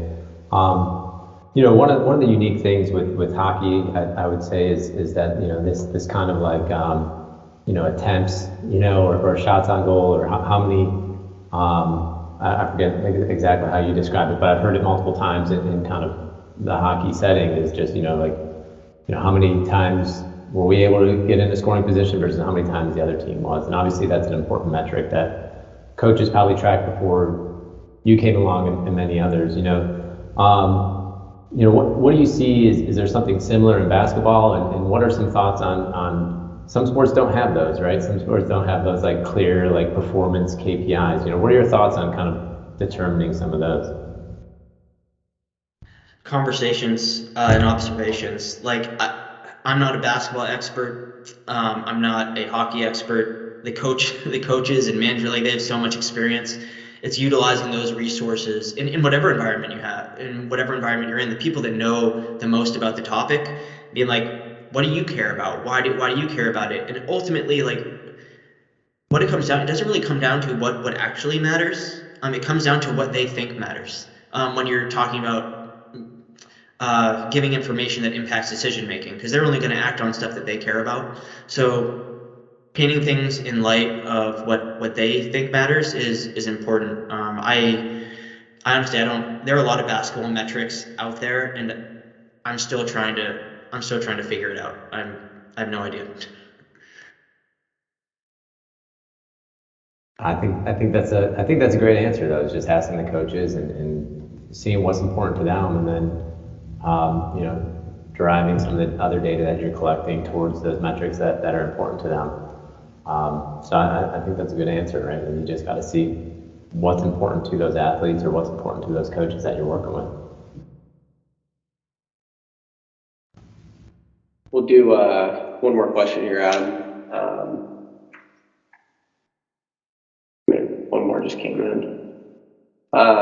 One question is, have you used RP with players in practice training sessions? If so, maybe just give a quick example of how you've used that.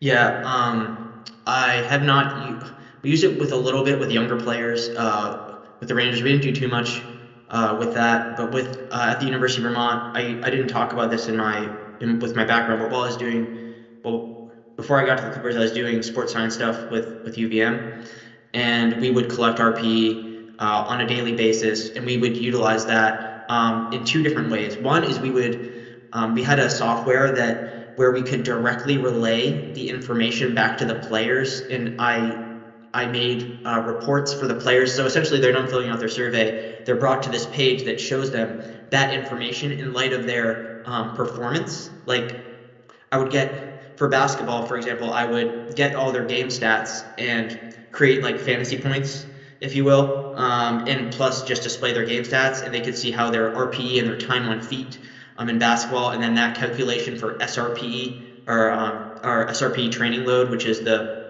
duration multiplied by the RPE value, if the RPE value is between 1 and 10. So we'd show them that information alongside their game performance and ask them to come to us, be like, hey, listen, we want to tell us what you're seeing with your time on feet and your RPE and the SRPE training load and your performance. We would look at it too, but we wanted to create conversation with them about what we can do to help them best. And then from a coaching standpoint, we would just have positional values as they track over time. And those were used to help confirm what the coaches wanted to do, especially in ice hockey. So ice hockey in college is generally like you have the week, and then there's games on Friday and Saturday, or Saturday and Sunday, and then a day off, and then a training week. And the coaches wanted Tuesday, for whatever reason. They're like, yeah, we want Tuesday to be a lighter session. So what we could do is we could confirm or show them over the period of the week whether or not they were accomplishing what they wanted to accomplish with having that session be lighter than the others.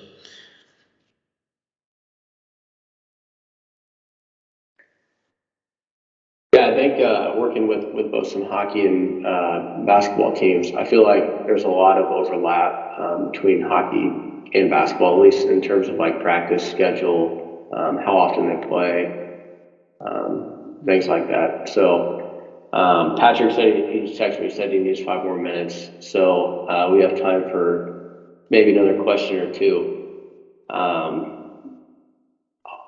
throw out one question, but how much overlap has there been?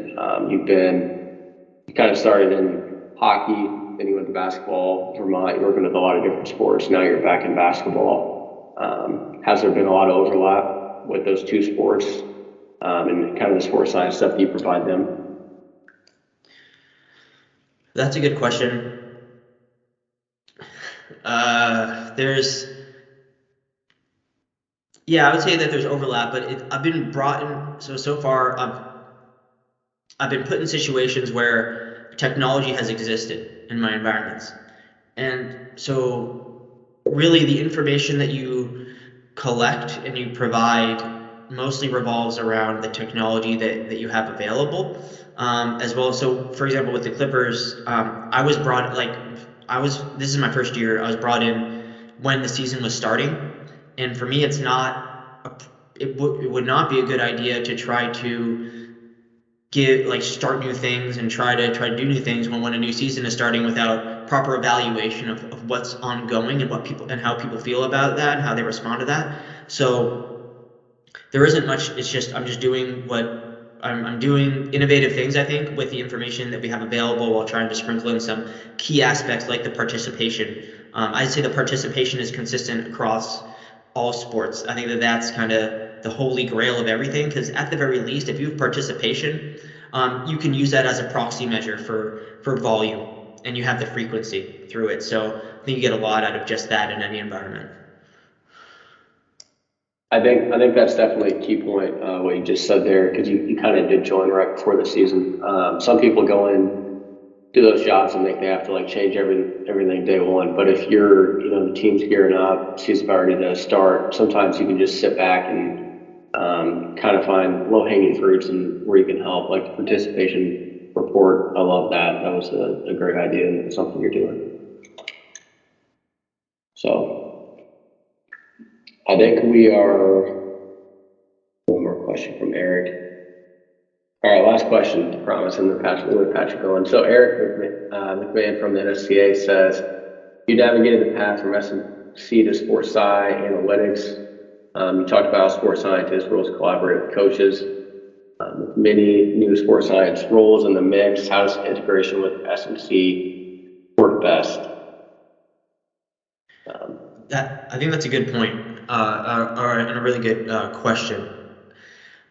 In my opinion, if you're you need to be involved in the SNC world to a certain extent. You need to understand what's going on there in order to appreciate and interpret the SNC related information.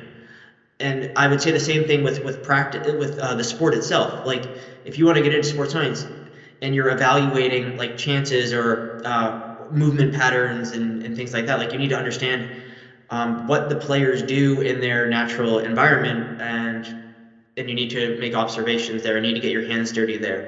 For example, with the Clippers, I'm there, I'm watching every practice, sometimes rebounding, talking to the development coaches, figuring out what's being done, why it's being done in a certain way, why a certain player has to be good at X versus Y to be the best version of themselves. I think that exists in any environment.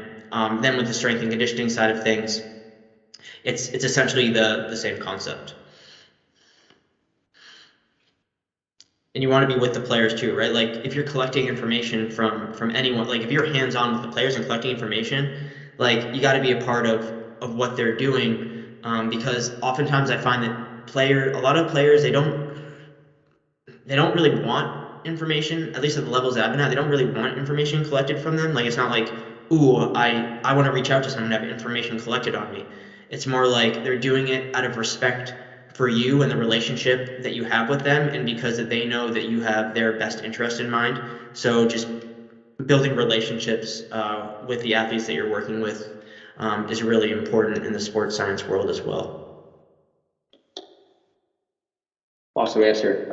Adam, if people want to reach out and ask more questions or just connect with you, what would be the best place to do that? I guess it's right there. Do you prefer Twitter or? I mean, it depends. Like, I'm relatively active on Twitter, not as much recently. But if you have like questions about, yeah, I'd say like questions in like networking stuff, like send me emails.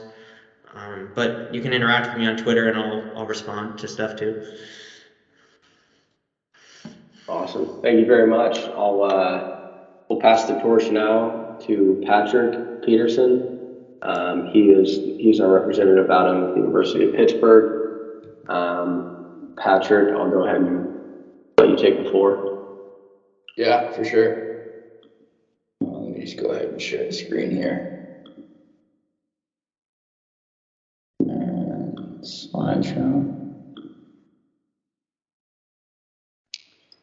All right. Well, yeah. First off, thanks to Drake, Dr. Darnell, everyone involved with the program, the NSCA, Eric McMahon there for putting this stuff on. This is great. Congratulations to Heather as well. She's still around. She's an excellent student, always engaged in our advanced human performance testing and lectures and things of that nature. I think what the NSCA is trying to do right now is really great with CPSS and pairing up with programs such as ours. I wish these things had been around, maybe perhaps when I was an undergrad looking at master's options, but that's why we're trying to do these types of conferences, to shine a light on this industry as it's starting to grow. And hopefully today there's some students in the audience there that are maybe starting to figure things out. And we had some great presentations from both Adams previously talking about, them finding their way. And, I think I want to go into that as well. The contents thing is really for me. I tend to get off topic. So I'll kick it off. My path, I started out undergrad at University of Massachusetts Amherst, BS in kinesiology, studying there on the strength and conditioning track, working with football and hockey in the strength and conditioning realm. Really fell in love with the sets and reps thing. Adam Virgil, make sure that I refer to last name so you guys know who I'm talking about. He really actually made me think during his presentation, looking all the way back to high school, that's where I found my love for the weight room. And before I even knew I wanted to do a career in this, I guess that's kind of where those things were rooted in. So it's really important to understand where your passions come from. And thank you to Adam for kind of lighting that tunnel for me in his presentation. From there, I went to the University of Denver, where I studied for my master's in arts in sport coaching. Was really intrigued by the strength and conditioning stuff, wanted to keep along with that, and was a sports performance intern there, working with some teams. University of Minnesota thereafter, and Army West Point before I got here to Pitt. So going a little bit more in depth of all the experiences that I had in those times and what kind of helped me see where I wanted to go and what I wanted to do. So, a little bit of background on UMass and their kinesiology program. It's a heavily research-focused coursework. They did have a strength and conditioning track with Professor Thomas St. Laurent there, who was excellent. One of my early mentors, really kind of pushed me in this direction when he saw that I had an interest, and I can't thank him enough for that because it seemed to work out. A lot of the coursework, again, being research focused or, looking at clinical populations. There wasn't too much at that time in sports science and athletic realm, though I just started really getting into the literature there as an undergrad. I began working with football, strength and conditioning, and eventually added on hockey, where I became enamored with all things performance. At the time we were chasing guys into the locker room to collect RPEs on a handwritten sheet, weights in, weights out, all those things that have really been done a lot in football in the past. And I think data streams now that we're really starting to understand and bring together. But that was when I first saw, it's more than just sets and reps. There are other ways to make your value felt and other ways to help your student athletes. Keep them fast, physical, and available. Those are the three most important things that you can be in a Division I program or any athletic endeavor. From there, like I said, I went to the University of Denver, studied the Master of Arts in Sport Coaching there with Dr. Garrity and Dr. Cooklick. They focused a lot on the intersections of performance psychology and sport, something that I hadn't really had any background in, and it's still much of a mystery to me, but I really am appreciative of the coursework that I got there. I got to see those principles implemented at a high level. Obviously, a great performing school and an awesome sports performance department there with Matt Shaw was there, Matt Van Dyke at the time, and Gary Burrows. Three really pivotal people in my development. I learned a lot from just watching them, being around them. When it came time, after almost a year there, or 8 months or so, learning from all those guys and seeing how they implemented data at a high level, talking with Gary and Matt Van Dyke specifically, the only natural step from there was to head on up to Minneapolis, where I worked University of Minnesota sports science intern, initially working with Cal and his staff there. Met some great people, was challenged every day. A lot of people with different backgrounds, different sporting backgrounds, data analytics, and great at all things sets and reps as well. I worked in that capacity for almost a year there before I was elevated to an assistant role working with Cal, and that's where I really got my hands dirty in the data. He was an expert at implementing a data-driven approach to training, constantly trying to push the envelope of what we can do, iteration, reiteration, what's working, let's try this for 2-3 weeks, are we getting the results we want? No, we'll move on.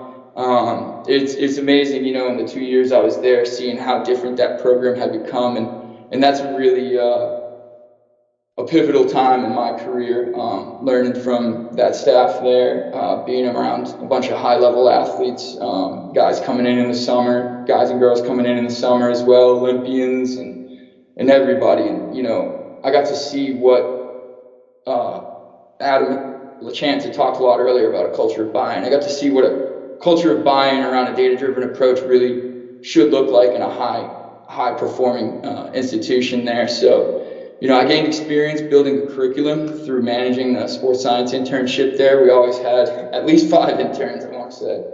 But just trying to share with them what I had learned, what little I knew at that point and what little I still know, is really where I found, my passion for sharing information and, disseminating, whether that be research or some new methodologies that we find through talking with other coaches and sports scientists. And again, that iteration and reiteration process, I felt like every day was an AAR or an after action report, as Adam had alluded to earlier. I was there for a while before I moved onto Army West Point, where I really got my first, role in the driver's seat.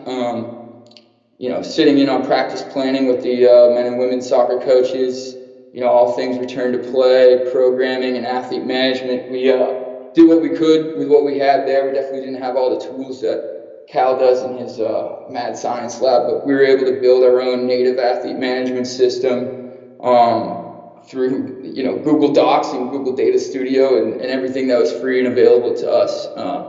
We're information rich and data poor, so it forces you to hone your skills and generate meaningful insight with what you had. So that was a really formative time and an excellent opportunity for me. I also got to see what it was like to work as a part of a truly interdisciplinary team. Dr. John Oliver was there at the time as my advisor, working too with Dr. John Cronin out at Auckland University of Technology, but we had implemented a few things there at West Point that I hadn't seen anywhere else. Specifically, what was called a 360 meeting, where once a month, all the sports staffs were required to meet together, everybody in the same room, from academic advisors, coaches, trainers, military leadership, so your colonels, to aid in the development of each individual athlete. We go through the whole roster.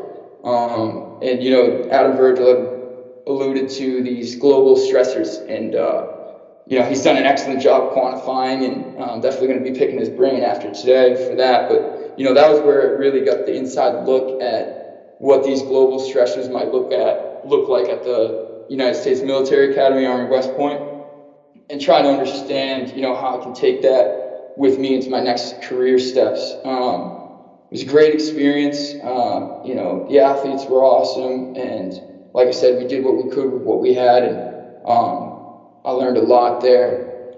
After Army West Point, I kind of had, an awakening of sort of thinking, what next? So I've sparked this new fire in me. I want to move beyond sets and reps, and I want to kind of use my skills that I've honed since my undergrad, or perhaps even before that, and develop a career out of it. So I really had to take an internal look and see, what did I actually love to do? What were the parts of these processes that kept me engaged? And it all just came back to really collecting data, analyzing, and reporting, as simple as that. And those were things that, are universal, I think, across a lot of programs, but, I saw a lot of holes I wanted to fill in, and I wanted to really hone my skills and become an expert in those things. But above all else, when it comes to, data aggregation to generate wisdom and insight, what you're really trying to get to, the root of that, is to seek and answer questions. Every answer is going to generate a new question, and every process you go through and come to a result with should really give you more questions than answers, right? But that was a pretty big realization for me, and I think looking into all those processes is when I decided it was time to seek out a PhD, go the academia route. So looking at my toolbox, I kind of did, a self-evaluation of, what do I have that's going to help me get to a PhD?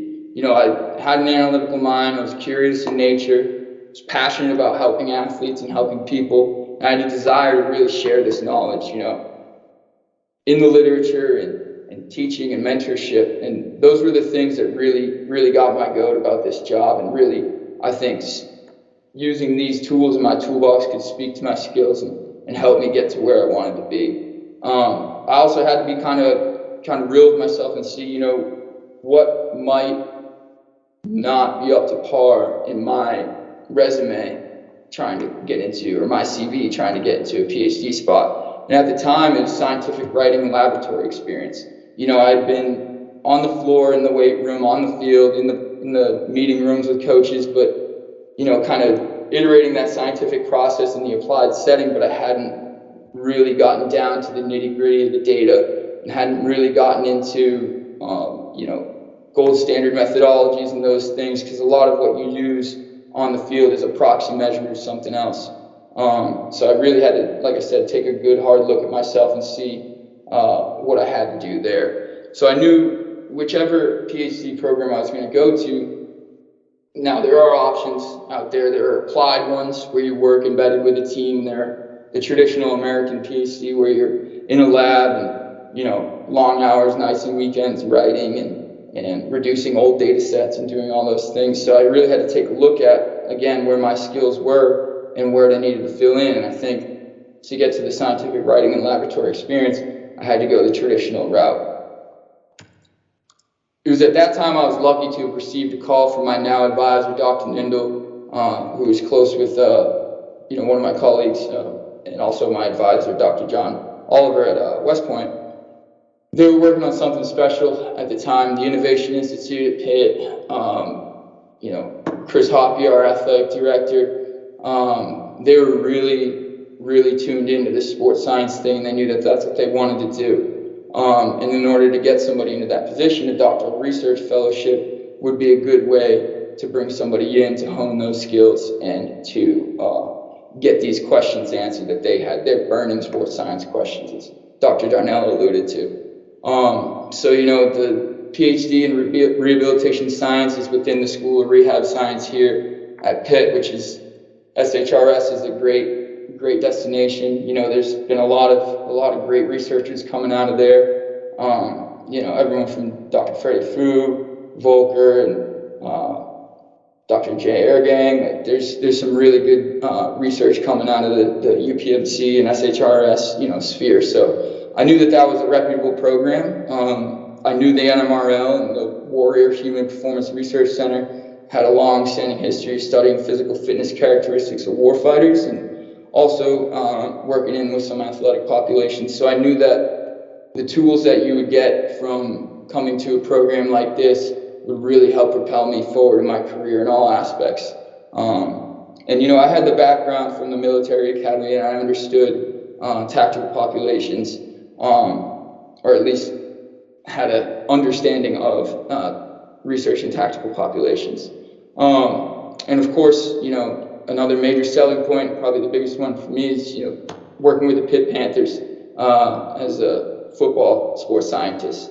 Opportunity to work across an interdisciplinary team of strength and conditioning, athletic training, physical therapy, and the coaches to really enhance this student and athlete health and wellness. Added bonus, oftentimes when you see people that work across labs and within athletics, it's really a hard dividing line between the two. There's the age-old adage of research is up in their ivory tower and detached from the applied setting. I felt that Pitt had a great opportunity to kind of break down those barriers. I'm sitting right here, it's a 10-minute walk. I can see the practice field right now. So between my classes and after early morning workouts with football, I can walk back and forth to the lab, no problem. I felt that was a really, really attractive option coming out here. And full disclosure, we're not the first university to do this type of partnership. I know of multiple in the U.S. right now that have anything from a postdoc to another PhD student that work embedded with teams and also work with labs. But this was one that when the opportunity presented itself to me, I just absolutely could not pass up. If I was to look back almost a decade ago now when I went off to college and think that I would wind up here studying for a PhD, I would have told you that that's crazy. I wouldn't even have thought that this would have been an option to do so within an athletic setting and also a tactical population setting. So any students that are listening right now that really have that tick or that urge to get into the literature and to work as part of a interdisciplinary team and to also get publications and do those things, it's a growing possibility. I think, in the next 4 to 5 years, you'll see a boom in positions like this. And hopefully, we can show as a proof of concept and we can point to some other universities and some other great programs that are doing similar work as really successful models for this type of implementation. So working within the Neuromuscular Research Lab, Warrior Human Performance Research Center, I had the opportunity to work across a number of great studies in tactical populations. Soldiers' Performance and Readiness as Tactical Athletes, SPARTA, which is a 3-month training study. Most currently, Bone and Body Composition Adaptations to Training, in which we are partnering with Pitt Athletics, the ROTC, as well as have another training group, a 6-month training group, to look at how these different training adaptations or how these different training environments lead to adaptations in bone and body composition and subsequent injury risk. I helped out with another PhD student's Marine Officer Candidate School study, really getting on the ground there into a large-scale data collection project. So being a part of all these really set me up to help out and step into this Marine Corps Gender Integrated Recruit Training Study, which is a $2 million grant awarded to our institution. And we worked with a number of collaborators to get that holistic view of stress, similar to what Adam Virgil had alluded to earlier, and the differences between the different gender integrated training models across the Marine Corps.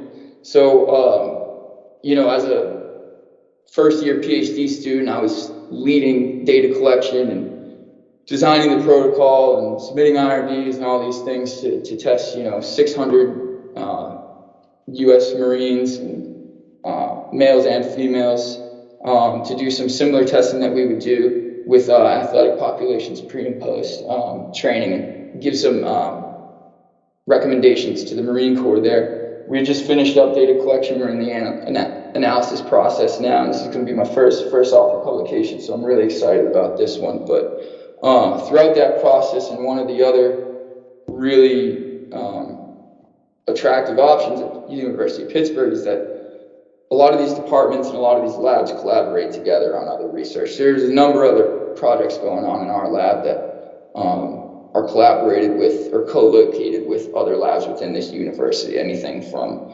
the neuro stuff to stroke and phrenology and all these things. But through our study, we were able to partner with the Human Engineering Research Lab, which is an excellent lab with Dr. Rory Cooper. They have a great background and a great history. I partnered with them. I designed some isometric mid-thigh-pull racks.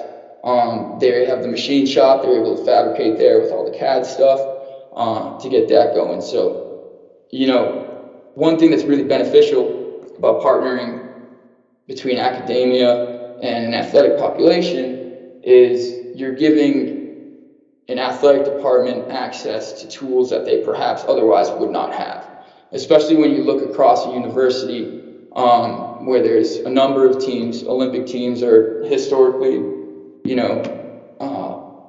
don't want to say unfunded, but, aren't given the same opportunities as others. But through our research grant opportunities and all these things that we're able to do, we can provide some high-level insight, testing capabilities and these things to our athletes, and also get a few publications in the process. So with that, we hope that we can provide, generate insight for our athletic performance and sports science staffs, and, as well as sports medicine, to really get a comprehensive look at injury risks. So in accordance with that, we also have our Master's of Sports Science program, which Dr. Darnell has alluded to. Part of that, there's advanced human performance testing. It's an excellent course, and Dr. Darnell invited me to do a couple lectures this semester, which was an awesome opportunity I could not turn down, because, as I'd said before, the urge to share and disseminate information was something that was really important to me. So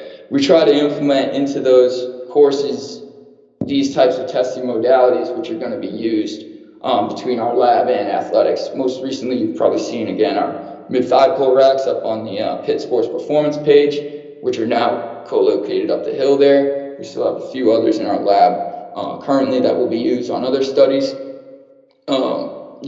With that in the coursework, we're able to give them standard research methodologies, test the master's students' abilities to implement these in a large team setting or a classroom setting, really, of 10 to 12 people. But even still, we can give them one-on-one instruction on, hey, this is how you want to do this. These are the data considerations you need to enhance your validity and reliability of the test, and all those things. It's an excellent experience from my side of it.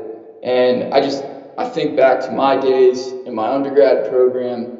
We had our ex-phys lab, we had our biomechanics lab. We were doing VO2s, we were doing gait analyses and all these things. And it's all well and good, and I'm so appreciative for the experience to get into those technologies and to run those types of things. But when you get into the applied setting, how often are you going to have 13 motion capture cameras and you're going to be able to put markers? I mean, I run with 111 football athletes, so to be able to marker them up and do, large gait analyses, or to even strap them up for a wind gate when, we only get 8 hours to train them in the off season or 20 hours in season is really not feasible. So learning how to do these field expedient, valid and reliable assessments that you will then use in your career, I think is the value added on that is just, second to none. Secondary to that, as part of my job integrating with athletics, I'm able to provide sports medicine staff with these same coursework materials, and we talk through, I'm seeing this phenomena, how do I want to test this? And most recently, football is a contact sport. You'll see a lot of AC joints, you'll see a lot of shoulder slap tears, things of that nature, right? So we jump pretty frequently, but we wanted to include another expedient upper body measurement that we can do with some serial, frequency to it, right? A Biodex is great, and we do use those, but being able to really get in fast and get some actionable insight, I think, is also beneficial. So I partnered with our physical therapist, Rick, who's an excellent practitioner. He's been here forever, and he's a really smart guy. He has an extensive process, an extensive return to play protocol with some benchmarks, Biodex, tap test, all these other things.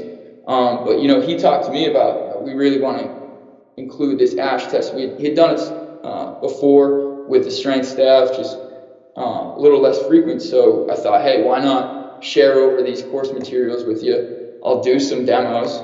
And, I only got one set of hands. We have 2 plates and you're in the training room. Why not just keep a set there?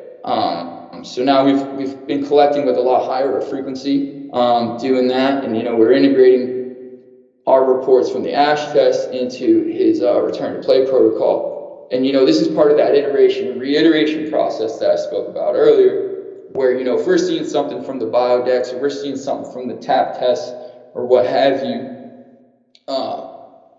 that might show, somebody's good to go, but our ASH test is telling us something different, then we can probably trust the gold standard methodologies and then dial back what we're looking at with the ASH test. So that helps us kind of drill down the signal from the noise there, which is really exciting, I think. The ability to provide insight into these KPIs and contextual feedback checkpoints for our return to play is huge.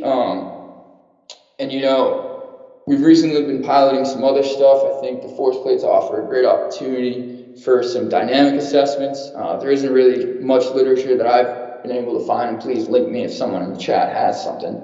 But on the plyometric push-up, which we feel might be a little bit more sport specific and a little bit more indicative of some stretch shortening cycle stuff that we'll get with the shoulder, as well as, the ability to withstand loads, which really is what happens with an AC joint, right? So that's exciting. What I liked most about being able to use Hawkin is Adam LaChance talked about this as well as Adam Virgil, the ability to give data right away.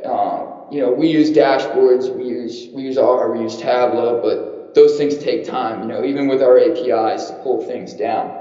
So what's really nice about having the Hawkin live view or having even the Hawkin cloud is, we have our templates all set up right there. As soon as someone's done with the test, we pull down their PDF, it goes into their file, or we give the players these profile reports, which are really, really useful for them.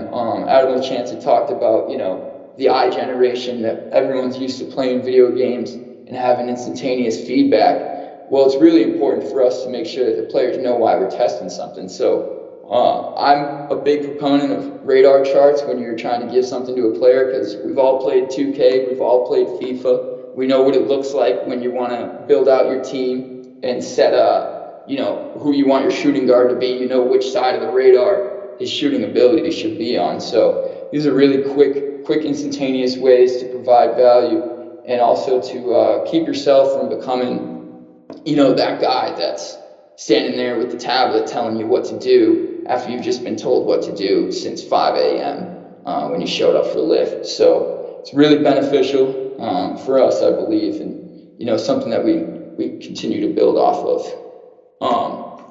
So more on the integration, Rick has been excellent to work with, and like I talked about, he has his benchmarks and his return to play stuff, and added in the Hawkin Dynamics force plates has been great for us, because these are something that we, again, test with much more regularity and a higher frequency.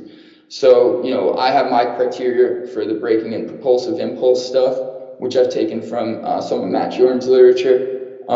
In talking with Drake and doing a consult with him, he alluded to maybe having, the ability to further drill down. So if you're in season and you're seeing some differences in braking and propulsive impulse that are kind of off the charts or outside of the minimal detectable change or the minimal clinically important difference, it's not a bad idea to have a guy come in and do, you know, one or two other jumps, specifically a single leg counter movement jump. And I at first was pretty hesitant about that, but I really like it now, looking at the criteria and counter movement depth. So, you know, what's your loaded range of motion looking like on one leg, your modified RSI, right? So ratio of how long it takes for you to produce this force versus, you know, your jump height, the braking rate of force development. So, I mean, as it alludes to, how fast you're able to load this limb, and then, you know, the limb symmetry index between the two. So being able to drill down these criteria has been actually a huge added benefit. You know, when we're in season, we track jumps twice a week. Sundays, so game day +1, Thursdays, game day -2, and we play on Thursdays sometimes. So, you know, that might have some variability. But what was really interesting to me is, you know, when I first got here, my year one, you know, we were pretty on top of this serial measurement stuff. And, you know, looking back and doing kind of my AR again, looking back at some of the data from guys who maybe gotten injured, as we have here, the de-identified athlete, you know, you can see how trends start to change. You know, an increased stiffness, right, or a decreased stiffness, right? So a lot more counter movement, you know, less stretch shortening cycle capability on those limbs, and, you know, if so facto, we get an injury, an aggressive return back, decreased baseline, and then, you know, we quickly pulled that plug and had our guy come back out. When you lose the frequency of being able to measure these things, it's often good to have, you know, something in your back pocket. So with time series data, it's nice to be able to use imputation strategies. With frequent measurements, it's nice to have, you know, a low S smoother is what I've put on this. So wherever there's missing data, you know, you can still kind of watch a trend as opposed to seeing, you know, just bar charts with, you know, missing blocks, missing time blocks. And I also have, like I spoke to, criteria there. You know, we know where our high performers are for certain measures, and we like to keep those in check, right? Because overtraining really is a marked decrease in performance. So being able to anchor these things, these asymmetry indices and all that to markers of performance is very important for us. Getting further into this impulse asymmetry index and how I use it to monitor, you know, the Matt Jordan paper I referred to, as well as Joe Costley has a recent one. It's the ratio of impulse on your left and your right limb, right? And it's really going to tell you how are you loading your limbs with respect to time. So if I'm an ACLR guy and I'm producing more force on my left limb, but I'm doing it in the same amount of time, or I'm not unloading that limb, right? I'm going to have a greater impulse on that limb itself, right? Inversely, if I'm producing less force and taking a longer time, and this is in the matter of milliseconds, you know, I might have a greater impulse on that other limb. So I wanted to go through some of our data that we were able to provide from the lab in our DEXA scans and look at, okay, well, what's the capability of these impulse asymmetry indices to predict leg lean mass asymmetry, right? So using that same, you know, left-right calculation there, how correlated is this impulse asymmetry with, you know, a decrease in, an asymmetry in leg lean mass between the limbs, right? And what was really interesting for me, and this is a small sample of the team, what was really interesting for me is in non-linemen, I had to group them as non-linemen because, you know, again, function of the sample size, highly correlated.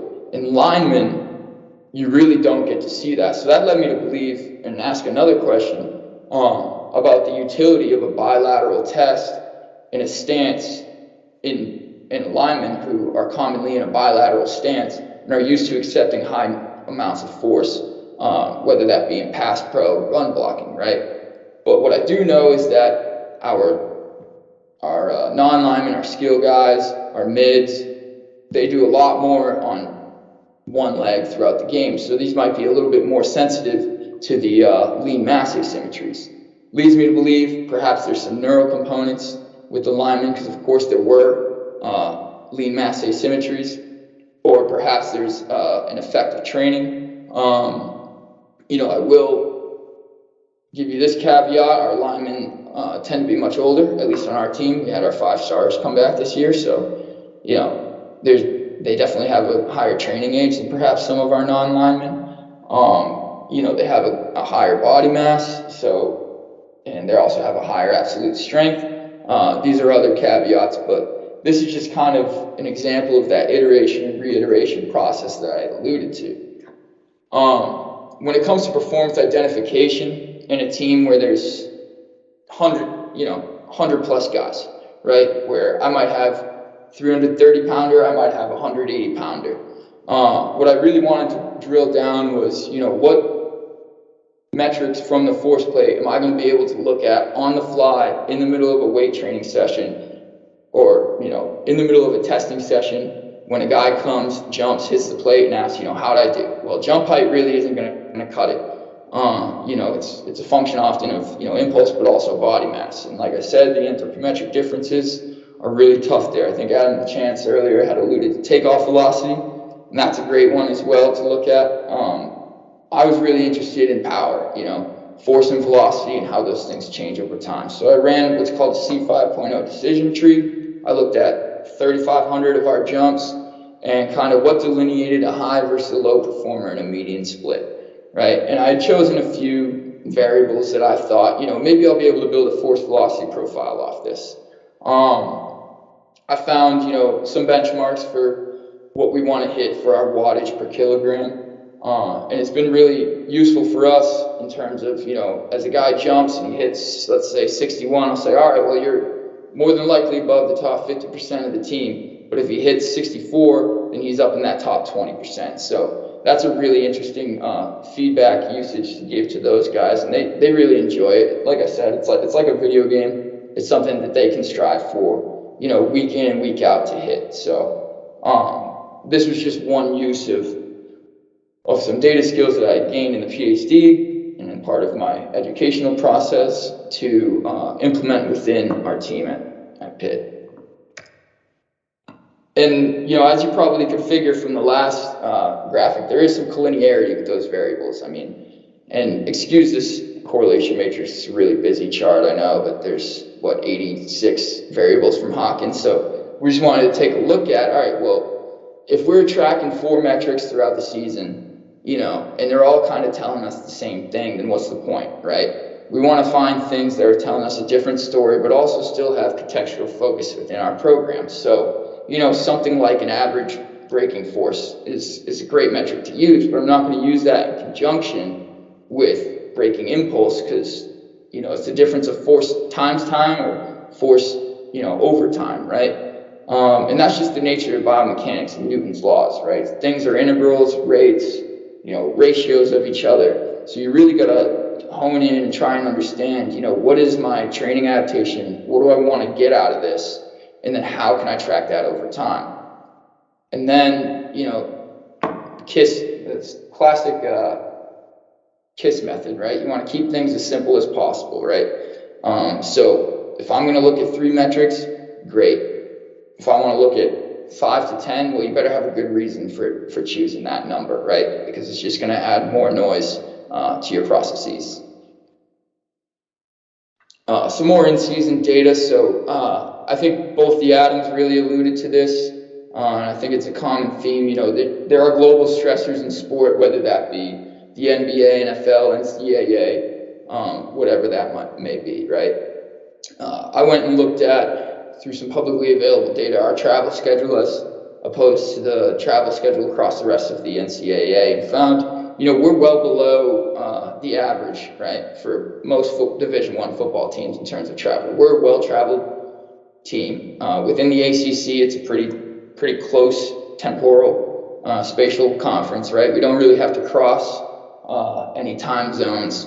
We don't have to do any, red eyes or anything like that. And, we're in a lot better spot in that sense, as opposed to, our extreme outlier right here, Hawaii, which might be close to 20,000 miles traveled in a season. We do our 3 counter movement jump. like I alluded to earlier, twice a week in season. So game day +1, game day -2, 24 hours post, 48 hours pre, however you want to refer to it.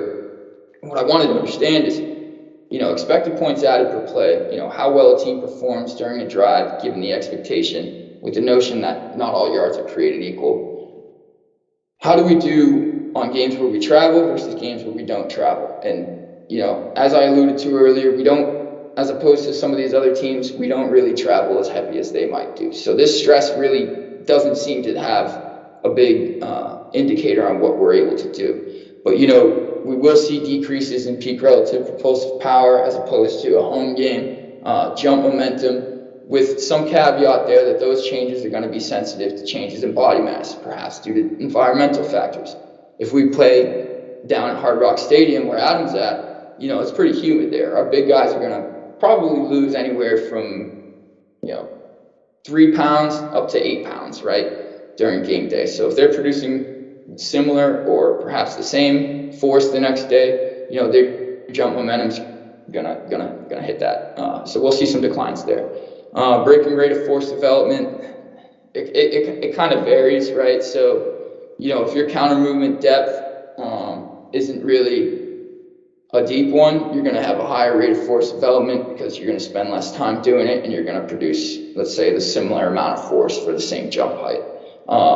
Inversely, if you're really banged up and you're not able to produce as much force in that same counter movement depth, then you're going to see a decrease in your rate of force development. So that's another one that's caveated, and for that reason, I think a coefficient of variation of counter movement depth is a really good way to get out in front of that. Your modified reactive strength index, I really like this one for marker of fatigue. It's something that our coaching staff had also been used to using at the NFL level. So, that's one that we've also seen declines in within these travel blocks. But like I said, it's important to note, this year we were undefeated on the road. So clearly we did okay. Our EPA per play really actually was fairly better. Now, our strength of schedule, our opponents, even the time of the year where we played on the road versus, a high academic stress week versus a low academic stress week. Those are all things to consider. And I think, like I alluded to earlier, I got to get into Adam Virgil's ear and hear more about how he's quantifying these things, because I think there's some big missing pieces here in this model assessing that global stressor and how that relates to performance.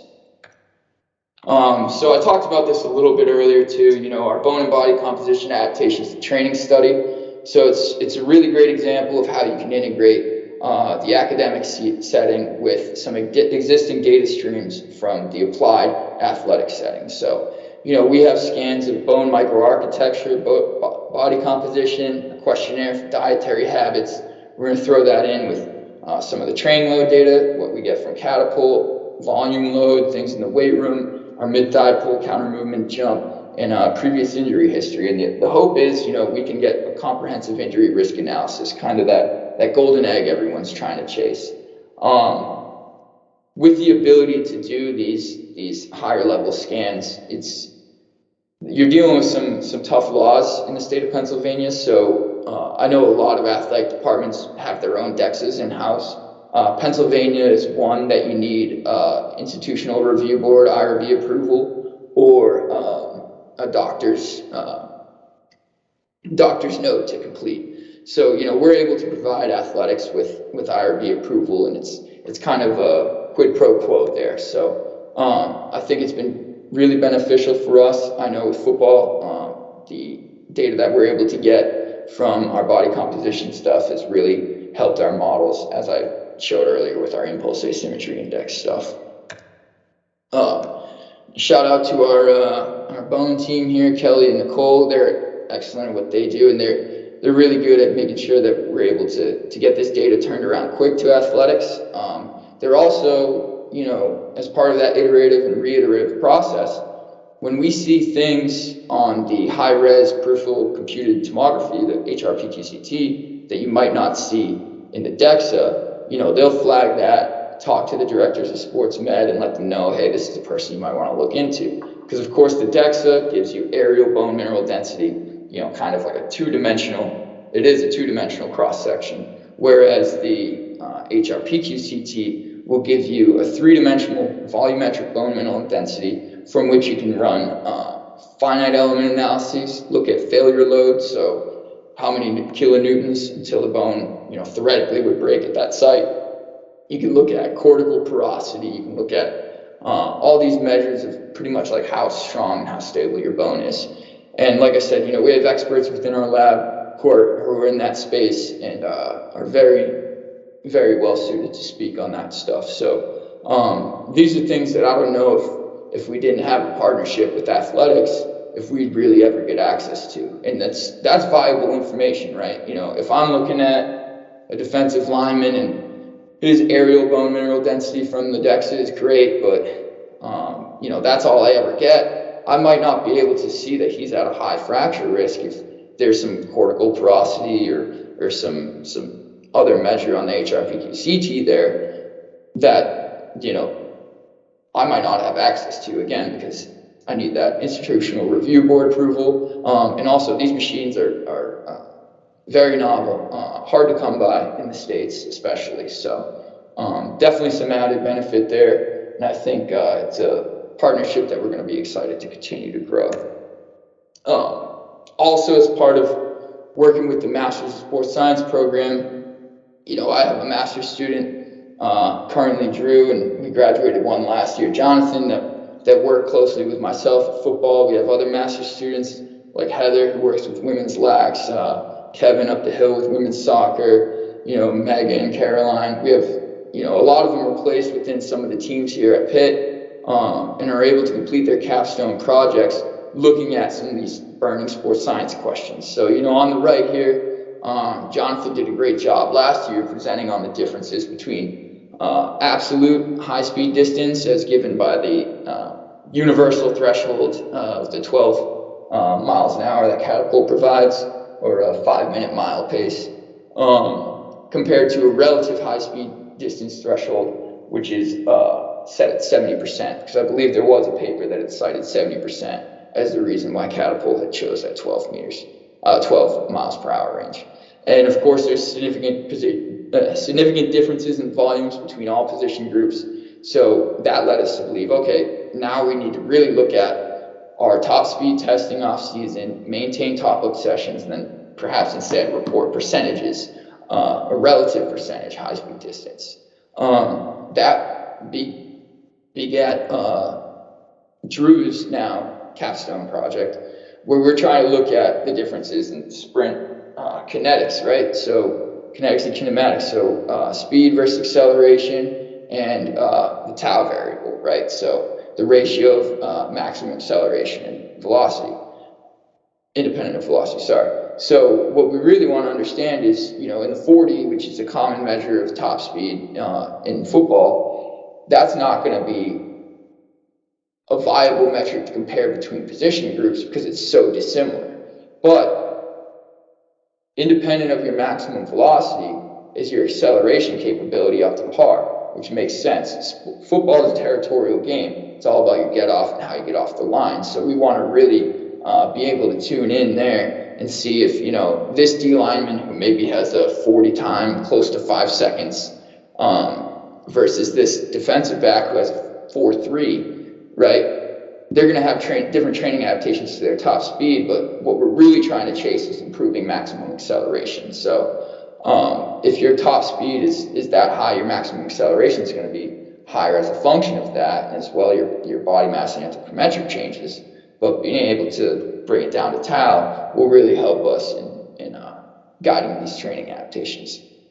Another project that actually I led when I first got here as part of being at Pitt, where they've had Catapult for years, it seems. We talked about being able to decipher the signals from the noise, and we were lucky to have all those years of data from fall camp. And if anyone's worked with football, they understand that, coaches love their scripts and they stick to them. Oftentimes between year and year, practice to practice, it's pretty similar. So I took, the aggregate of 5 years and ran a principal components analysis, which is a dimensionality reduction technique. Pretty much takes all these variables that you're going to get from the catapult, breaks it down into 2 dimensions, which are 2 hypothetical variables, and tries to explain the variance or the differences between all the practices. So as you can see here on the x-axis, that first dimension is really more speed and distance stuff. So that explained about 50% of the variance, or 50% of the time. When you're looking at the differences between practices, you can point to these speeds and distances to be explanatory of them. 20% of the variance really came from some of the inertial stuff. So we have the total high IMA, explosiveness load, native metric that we have in our system. And those are really markers of change of direction, short area stuff. So the other 20% of the time, if you're not looking at these differences between practices, the other 20% of the time you can explain that by looking at these things. What's interesting is by looking at the different position groups, you can look at the spread, right? So skills, mids, red and yellow, widespread, and speed and distance. Makes sense, right? If we're going team 2-minute drill, 4-minute drill, we're stretching the field, you're going to have a lot more high-speed distance. There are other days where maybe we're playing half-line pass skelly, we're playing goal line situations, a lot less high-speed distance, but a greater emphasis on that IMA and that change of direction load there, that dimension. Inversely, our QBs and our bigs, wider spread on the x-axis, much more narrow in the speeds and distances. Very seldom do they finish through all the way to the end of the play in practice, unless we've got a live period, which means the pads are on, full tackling drills and all that. I use these dimensions then, and then multi-mechanical model from Jack Sharkey with Aston Villa, as well as Adam Douglas with Hockey Canada uses to break down, all right, well, how do these things change over practice as a percentage of their maximum load that they're going to see by position group in fall camp? And, it pretty much tells the same story. On that second row there in the red or the skill positions, you see that they're pretty flat loaded for high speed distance. For the quarterbacks, on the first line, it's up and down, and that's often dependent upon, our field positioning and how we're changing the drill dimensions. When you look at these blue lines from quarterback, skill, mid, big, top to bottom, you see a spike on practice 5. And that's, of course, the first practice. Traditionally, in the old NCAA model, the first practice where we would go full pads, live contact drills. So it makes sense, right? The third variable there, that yellow, that was actually a third dimension that we had found to be explain about 10% of the variance, which is actually a pretty good deal. Those are accelerations and decelerations. And as you might expect, accelerations contribute a lot because, again, football is a sport all about getting off the line. But decelerations actually explain more within that dimension, which is interesting to me because every practice is going to be high number of accelerations and about a shorter spread than you would with decels. When you shrink the field dimensions is really when you change those decels, right? So that was an interesting time point to me. So these are just some of the questions that we've been able to answer through these data and analysis techniques and being able to partner. So I'd be remiss in saying that we're exactly where we want to go, or we have it all figured out. I really don't think many people would admit to that, right? We know what we're good at right now, which is describing and analyzing. We're moving into the more difficult gray area of planning and prescribing, right? So what can you expect from the upcoming session, and what variables can I manipulate to generate the desired outcomes? I think that's really where sports science is making its money. But of course, with that comes an added level of difficulty, and with the added level of difficulty comes a greater amount of value. This was a figure I had first seen at a Catapult conference a few years back at UMass, so I'm not going to take credit for it, but I've included, some of the data streams that we use to inform our processes. So Hawkin Dynamics, as I alluded to, is a big piece, big proponent of them and their ability to provide quick insights and, valid and reliable methodologies. We use the GX platform for our hydration, as well as a urine-specific gravity, as many teams do. Conduct, we're moving into more. We just recently signed that contract, and we're onboarding that process. I use Tableau for my dashboarding and RStudio for our more advanced analyses. Of course, Catapult I alluded to, and the in-game metrics, you can pull down. Most are publicly available through College Football Fast R. You'll be surprised, a lot of NCAA sports, more so the pro sports, have a similar package where you can set up with an API, pull down that play-by-play data, and try and get to the place where Adam was at, where he's able to help his coaches actually enhance performance. Because at the end of the day, that's a big part of our job, right? Not just keeping people fast, physical, available, and healthy, but also enhancing performance and bringing more wins to the program. Because when the program wins, everybody wins.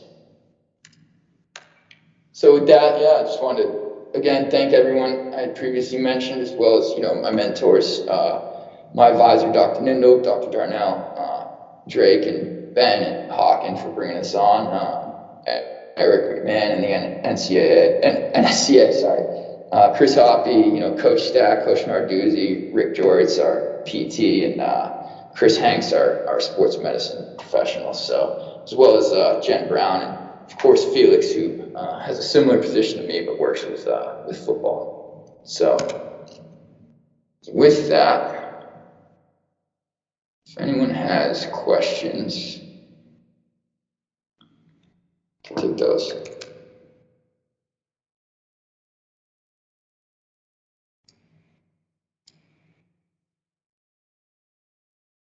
Awesome. Nice shot, Patrick.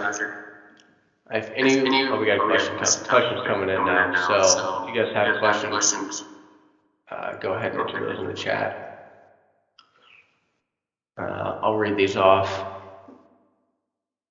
First one from Mike. Patrick, he asked a tactical question earlier as well. Do you utilize any cognitive functioning test to assess readiness or return to play in addition to other metrics? I muted you as well, sorry about that. You might have to unmute yourself.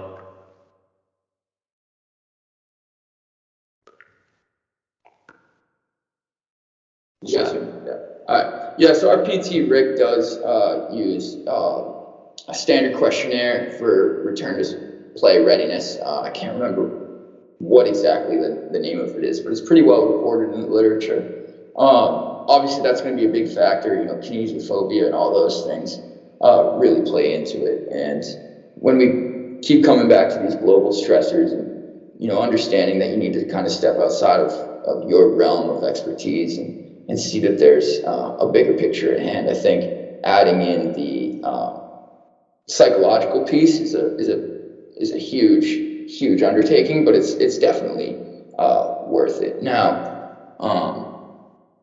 being able to partner with a sports psychologist is, like, bar none the best way to do it. I think that's a realm that perhaps sports science in and of itself should pump the brakes on or kind of stay out of for a little bit. I don't think that we, as physiologists, biomechanists, data scientists as a trade, really have the prowess or really even the scope of practice to implement on. But I will say Army West Point does a great job of it. They have a center for mental skills training, and I remember working with the soccer coaches there. They would often send guys and girls who were immobilized or kept out of practice to go to these facilities where they would work on their mental skills training, kind of keep them sharp with cognitive decision making and all those things. And I know Mike would ask that question, right? Yeah. So and I know Mike, as you seem to be more interested in the tactical side, coming back from blast injury and some of the things that you might see in those populations, I think that's going to be a big component. Another caveat there, that's a really hard one to generate buy-in with. I think people that are all in on the mental skills training and all in on the psychological aspect of being developed as an athlete are just that, all in, but there are people who, and athletes specifically, who really don't want to touch that. So it always helps to to make that an option, but I don't think that would be something that I would mandate.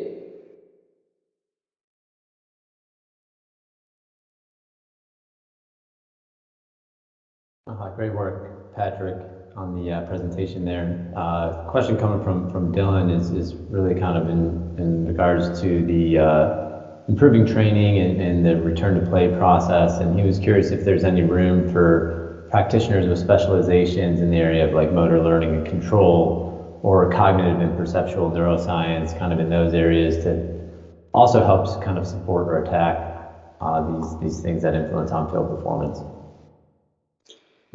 Yeah, there's a lot to be said for the perception action coupling groups right now. They're doing a lot of publishing on that, and there's between different practices and anything from install to maybe even learning. We have a new offensive coordinator, so right now our training loads might be equated to last spring ball, but what we need to understand is that there's a higher cognitive load too of learning the game and learning what that coach wants us to do. So I think there's a point there to be made. I don't know of any like quantitative ways to assess that. I think I had a colleague some time ago at Minnesota, Nate Wells, who was big on kind of like a cognitive RPE.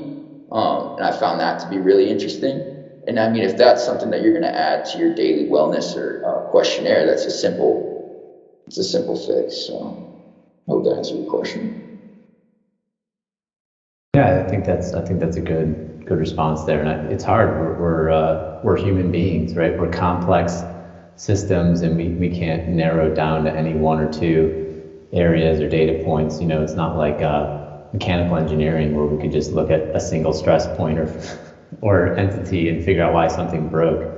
I think you're right. It's important to look at the whole picture of that and bring that into the equation. It's just you got to start somewhere, like we were saying before, and I think the quantitative side is ripe for the picking in the field of sports science right now too, that we could definitely probably use some help on the other fields and even the cognitive perceptual piece. So I think your response is right on there.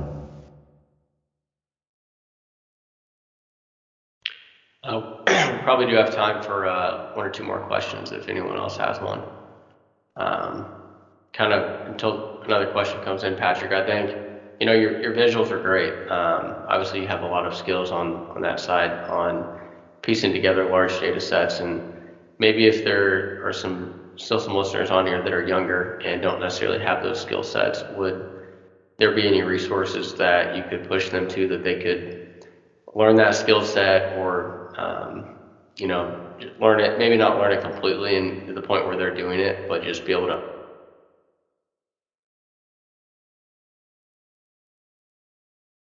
understand it a little better so they can talk to people that have that skill set?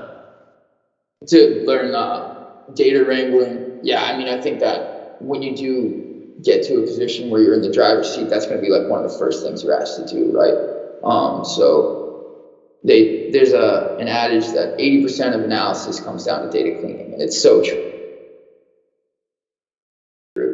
Like I said, when I first got here, we had 4 or 5 years of catapult data, and my first day of work was day one of fall camp. So like you had alluded to, Drake, after Adam's presentation, like finding those low-hanging fruit. Before I could do any of that, I had to go in and look at, how did we tag practice? How do we do all these things? What do we do with zero values? Are they really a zero? Or are they a missing value? Are you going to impute these things? So there's a lot of really good resources out there to learn.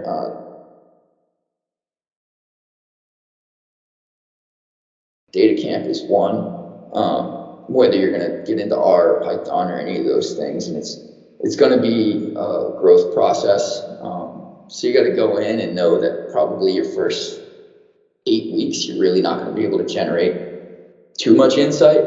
But the first few things you do learn there is data processing in the tidyverse if you're using R, that'll really open up some time for you to get in. Like I said, Data Camp is a good one. There's a few really good cheap books on Amazon. Hadley Wickham writes a lot of that stuff.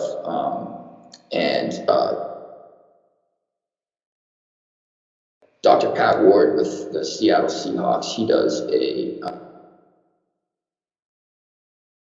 Tidy X podcast where every week they do, a sample data set. And I think where I really started to grow in this field is at University of Minnesota. I didn't really have much time for anything other than this. So I would be at the facility sometimes till like 1 a.m. and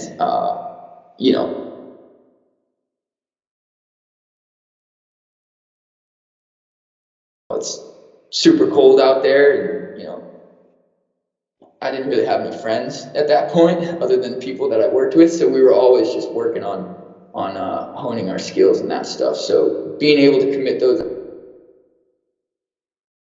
hours, and I know it's a really hard thing to do, especially where the ugly nature of this industry is that you're probably going to start off in some unpaid roles. So being able to find time between your second, maybe third job to do that type of stuff is hard, but it does pay off in the end. And full disclosure, I was pretty competent in that stuff coming into here, but when I first got into this program and started taking some of our data science courses, that's when I saw how much further I had to go. I still have, I don't even know, there's still things that I want to do with our data that I just don't have the capability for. And being able to lean on some other professionals too helps. Like I alluded to Felix, he's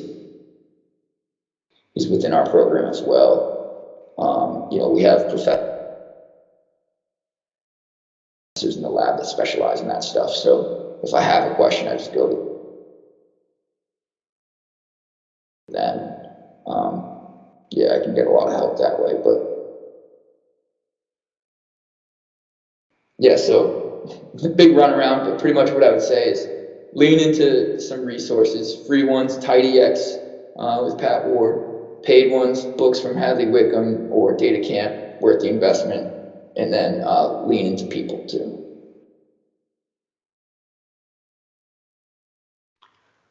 Correct. Good answer.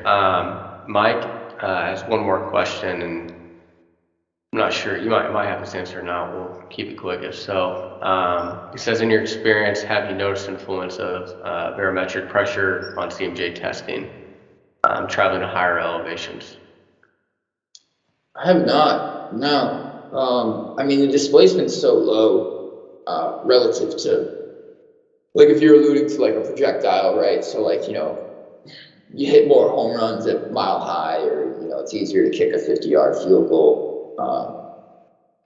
At Coors Field, you hit home runs, or it's easier to kick a 50-yard field goal at Mile High. But relative to the center mass displacement of, say, even if you're an excellent jumper and you're jumping 0.5 meters, and you weigh 180 pounds, like that's the projectile there. I don't know if it's enough to be influenced, but I don't know.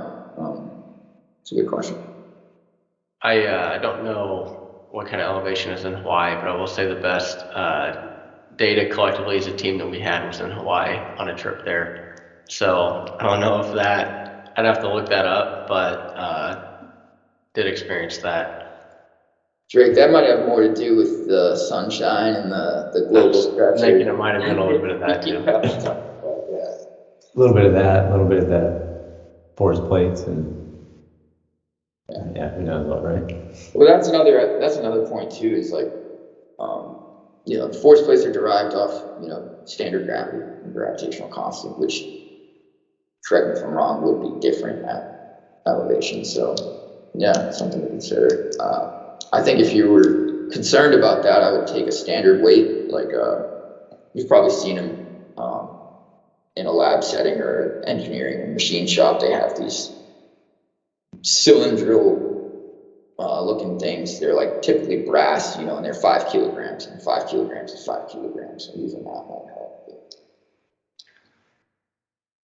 Even if you have like a higher end plate weight in your weight room, like that'll work too. If it's not just like a cheap one, you can just put that on the plate.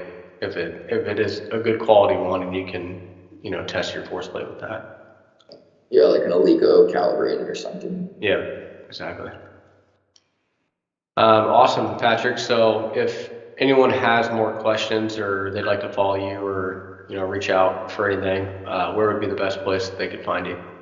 LinkedIn is good. I like that one. Instagram, pretty good too. So yeah, I think you tagged my account in some of the posts for this conference. So I guess if you went to Hawken, you'd be able to find me. But if not, it's p.peterson.sc.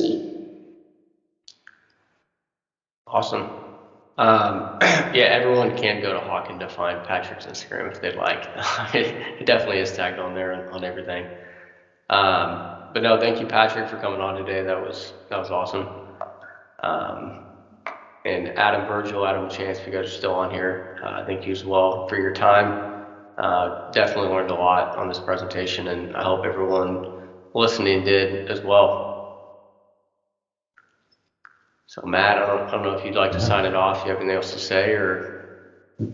I just want to thank all the presenters again, and for their time and sharing their knowledge. Thank Hawken Dynamics again for joining efforts with us on this, and the continued support of the NSCA and the CPSS exam for advancing sports science, and everyone at Pitt. Congratulations again to Heather, and thank you all again for attending. Awesome.